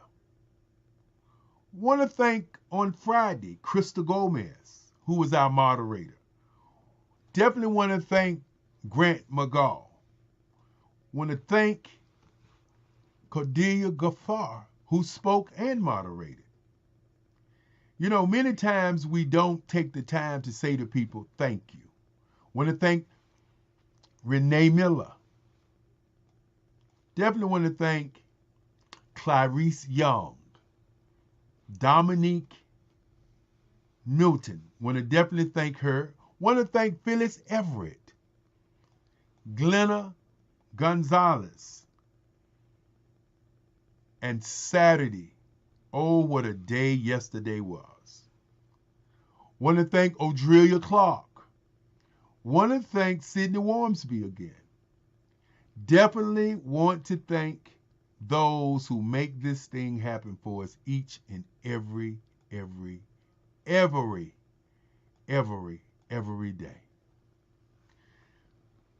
Arnett Rogers came in on yesterday morning and did a fantastic job. Want to thank Helen Hicks, who stopped by on Sunday and made a true impact. Want to thank Jean Baker. Jean Baker also made an outstanding impact. Want to thank Rita Nagudi. You know, when we begin to talk about people out of the country, she's one of those ladies. Want to thank Muriel from Australia, Eddie J. Hamilton. Want to thank Joyce Williams, who moderated this morning. And want to thank Virgil Thornton, Dr. Philip Shock Matthews. Outstanding presentation. Want to thank him. And again, as we move on these last 2 days, want to thank Margie McLean. Margie, a young lady that's been with the Black Business Olympics from day one. Want to thank Ravina Amos. Definitely want to thank her because she was doing a great job. Want to thank Troy Richardson, who did multiple interviews this evening. Want to thank Dr. Stephanie Ardrey. Want to thank Keedy for being here. Definitely don't want to forget Roger Davis. Don't want to forget Alexander Rockefeller, who was in the back rooms working in engineering. Don't want to forget Heather Williams. Don't want to forget a young man who showed up this evening by the name of Darius Stanton. Don't want to forget that young man, a great young man who made sure that we had plenty of speakers.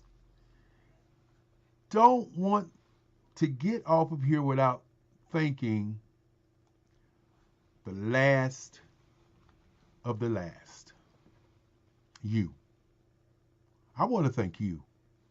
I want to thank you for 5 years of tuning in so that we could turn you on. I want to thank you, the audience, for continuing to follow us as we continue to do something that's never been done before. And that's to do a live broadcast of speakers around the globe. We've had speakers from Australia.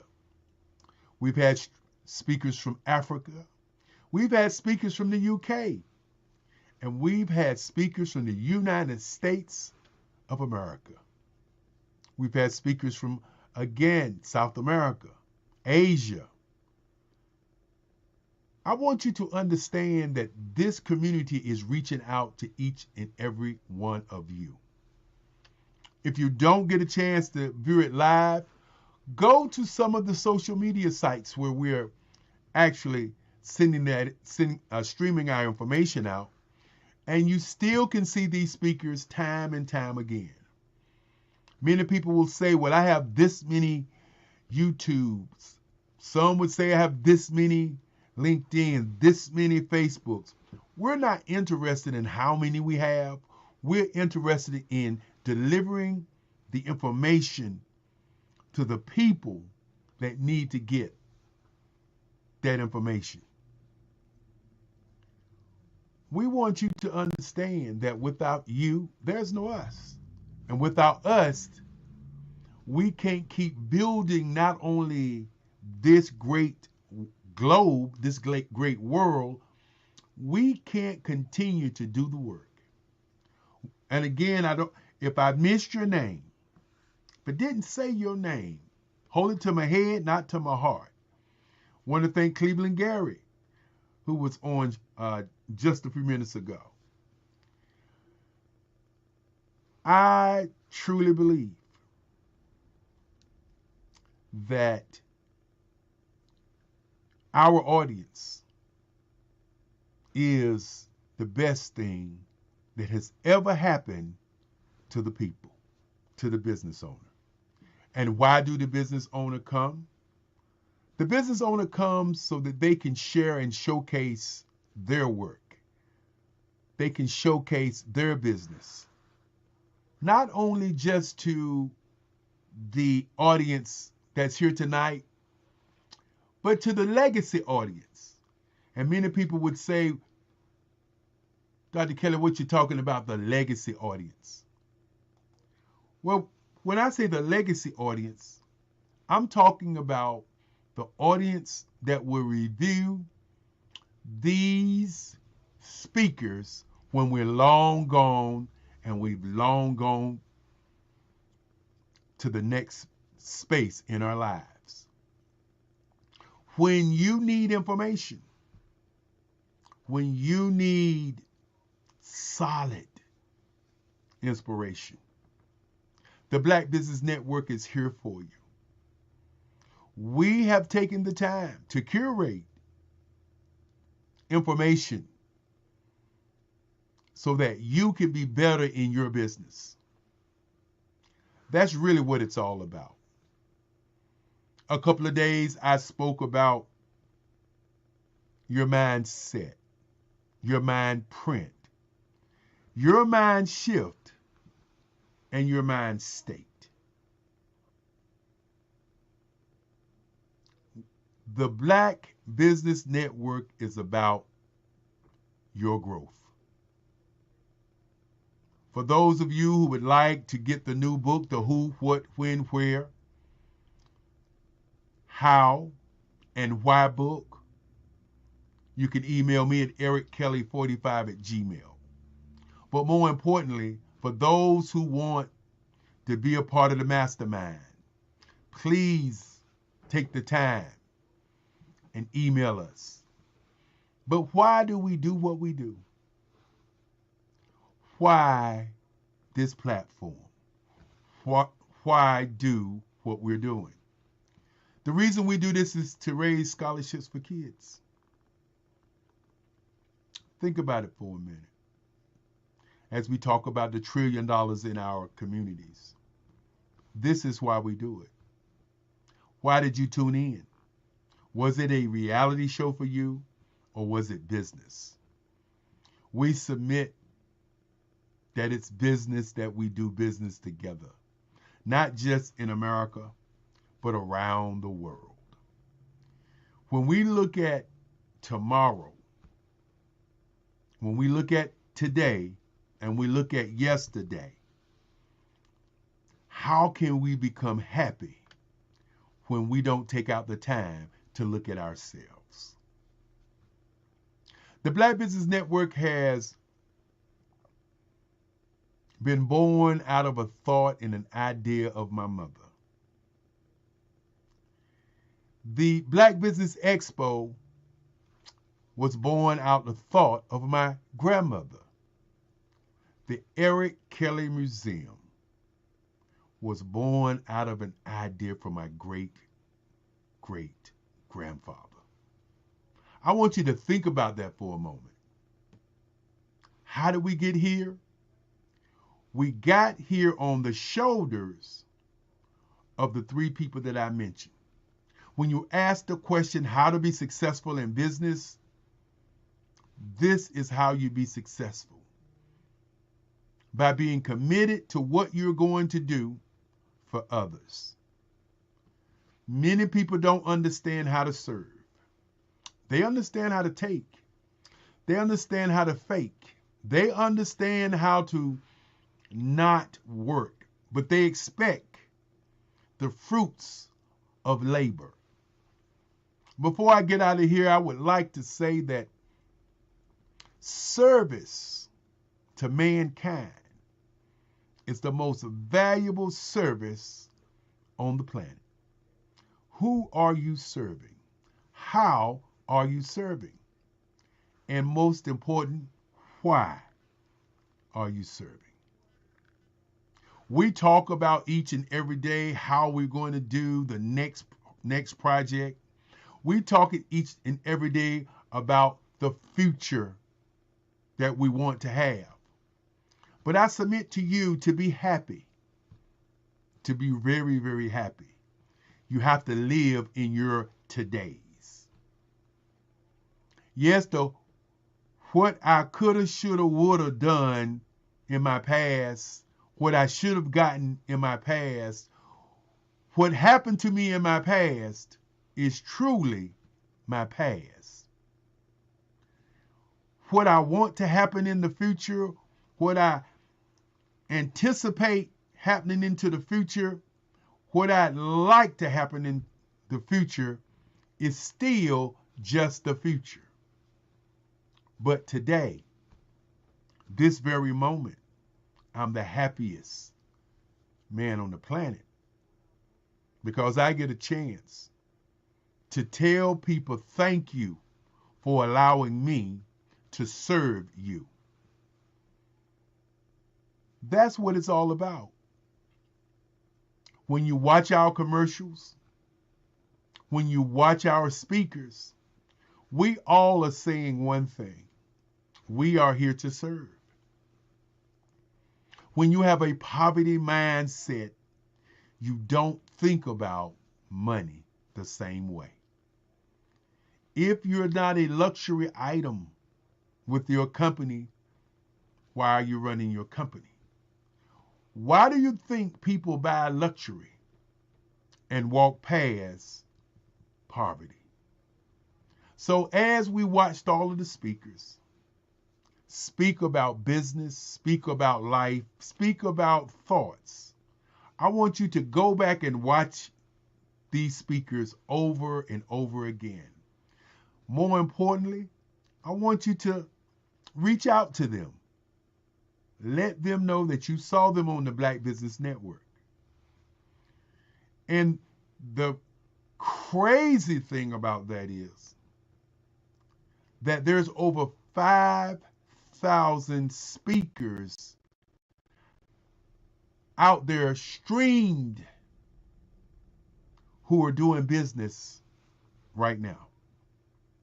If you are a young person and you are in business, search us, Google us. We are Googleable.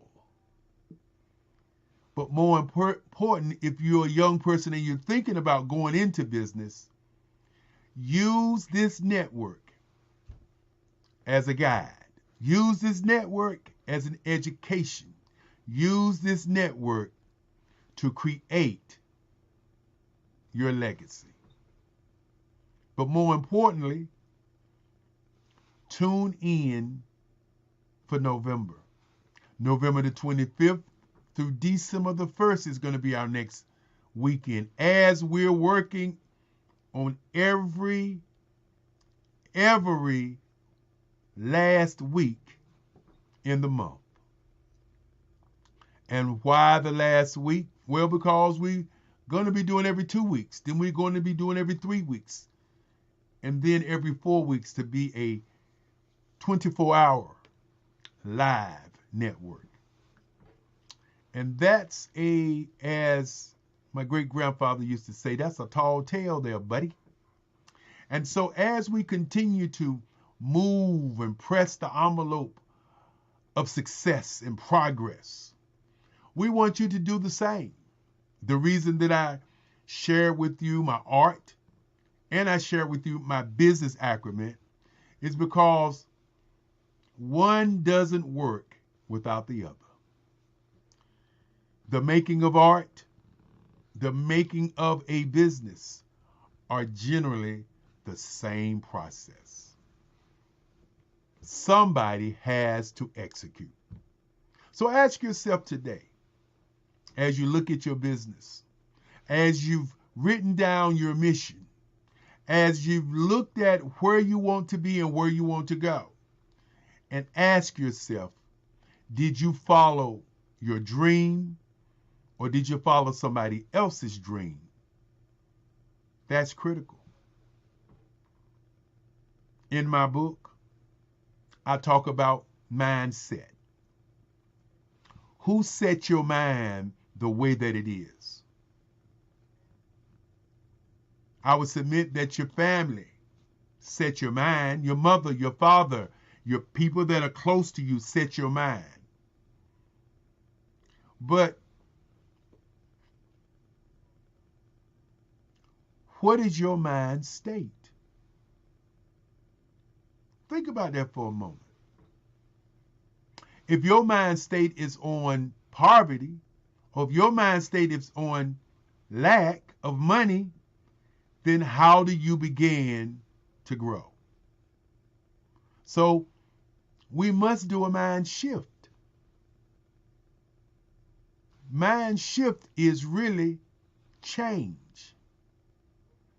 In my book, I say, use your imagination for your compensation. Have you truly done that with your business and with your life? Are you paid to breathe? And in my book, I talk about the mind print. And that's so very important because if your subconscious mind is set on something that you don't want, you're surely going to get what you don't want. If your conscious mind is sabotaging what your conscious mind is finding for you, because what you think about each day is who you are. And if your blueprint to your business is not aligned with $1 million or $1 billion business that's doing the same thing that you're doing, then what are we doing? When your green print, which means how you make money, is not in place, then how do you get to your black print, which is to retire and to exit from your business and create a legacy for your family? These all are questions that we must ask ourselves. Do you have a growth mentality? My great-grandfather used to say, a closed mouth don't get fed. My grandmother used to say, a closed mind doesn't get laid. I say that what you're looking for is looking for you.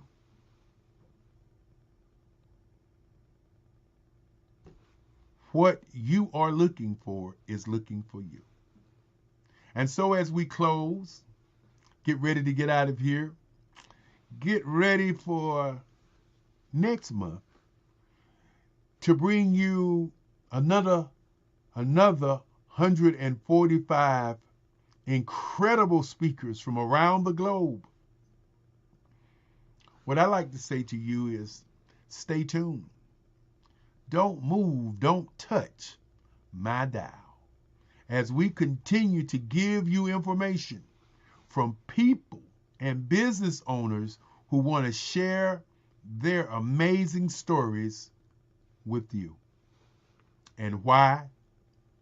Because they can.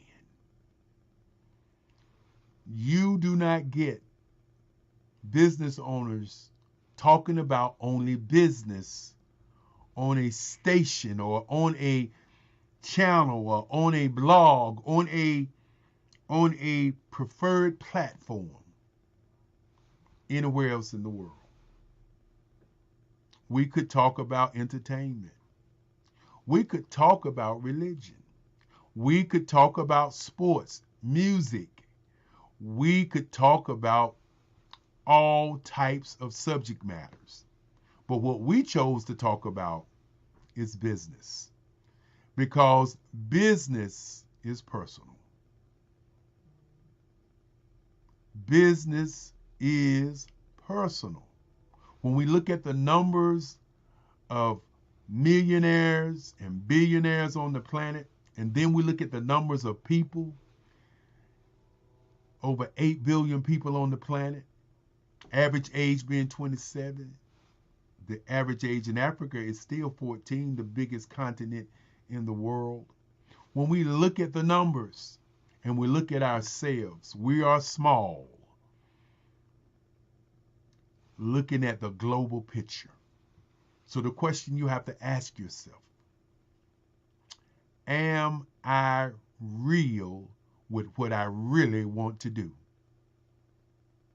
Am I committed to my cause? Am I wearing on the back of my shirt somebody else's name, or am I wearing my name? Very critical. Entrepreneurship is the way to freedom. And we want you to begin to look at being an entrepreneur. That's what this channel is all about. That's why we exist. My book says the who, and it would be the Black Business Olympics, the Black Business Network, the Black Business Expo, the Eric Kelly Museum. My why is to leave a legacy. My where is wherever you are. My how, I will never say by any means necessary. I would say my how is what I am doing right now. And everyone knows my why. It may seem that my why is to earn more money, to get more scholarships, or to get scholarships for students, laptops and scholarships.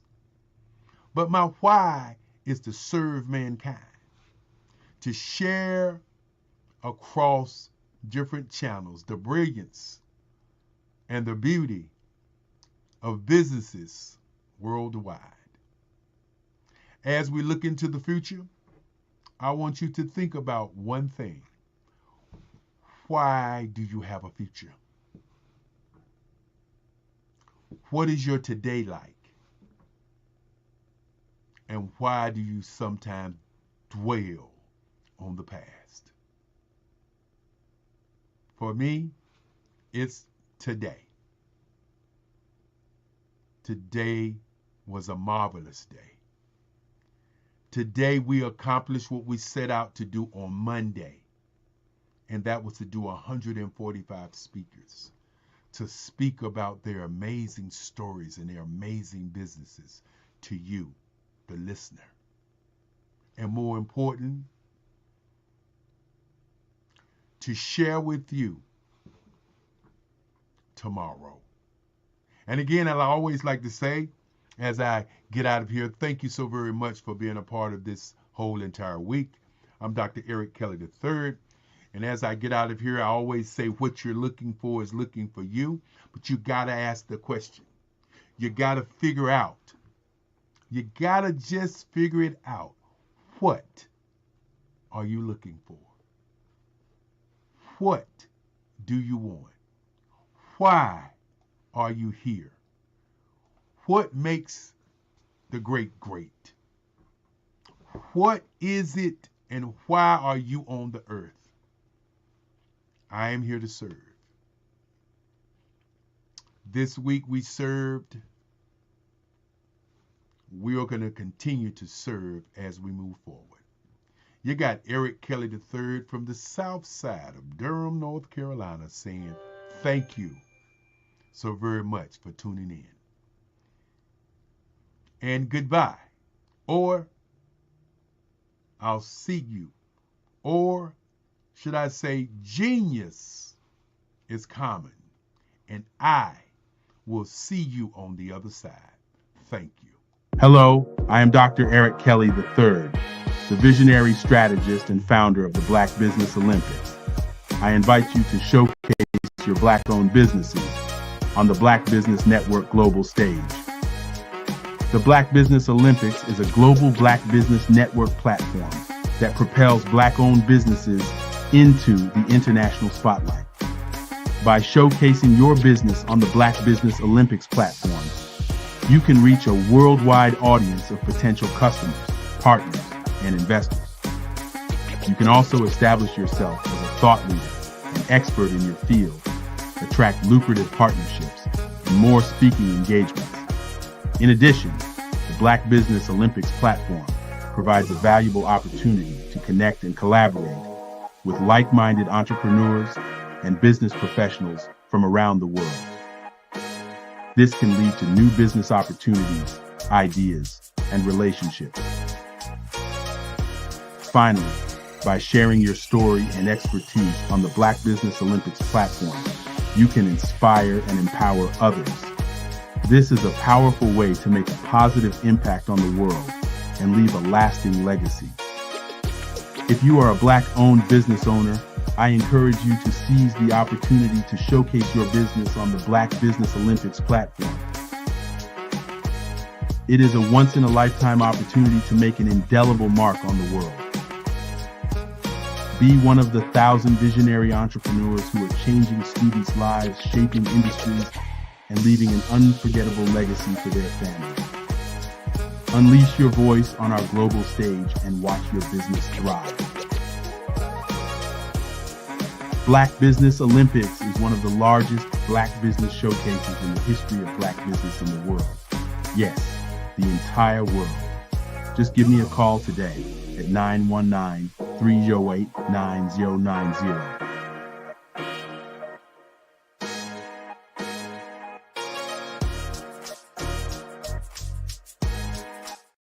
Artist to me is a creative expression of something from nothing. You know, it explodes onto the canvas, or it explodes on in my work. One of the things that I try to do more than anything is I try to just give the lines and the movements and emotions and expressions into what I do. Art really means to me a chance to express how I feel deep down inside. Most of my art begins as a thought that I might have, you know, whether it's sports, whether it's history, whether it's a woman or a man. It pretty much starts as an idea of thought before I get into the actual image of what I'm going to draw. I do a lot of historical pieces. I was a history minor in college, and I love to do history pieces. And a lot of times I'm thinking about history, and then I try to make that history impact you as you look at it. That's one of the reasons I do pictures so large. People ask me, why do I do pictures so big? And I tell them, I want the piece to impact them as they're looking at it, to kind of dominate them, dominate their space. And most of my pieces I try to do off page. I don't try to do anything that's going to be in those four corners or in a square. And I want your imagination to be a part of the piece that you're looking at.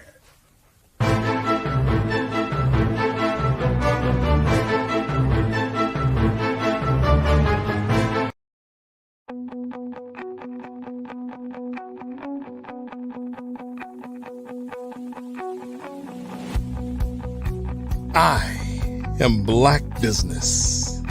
From the moment I wake until the time I sleep. Yes, I am Black Business.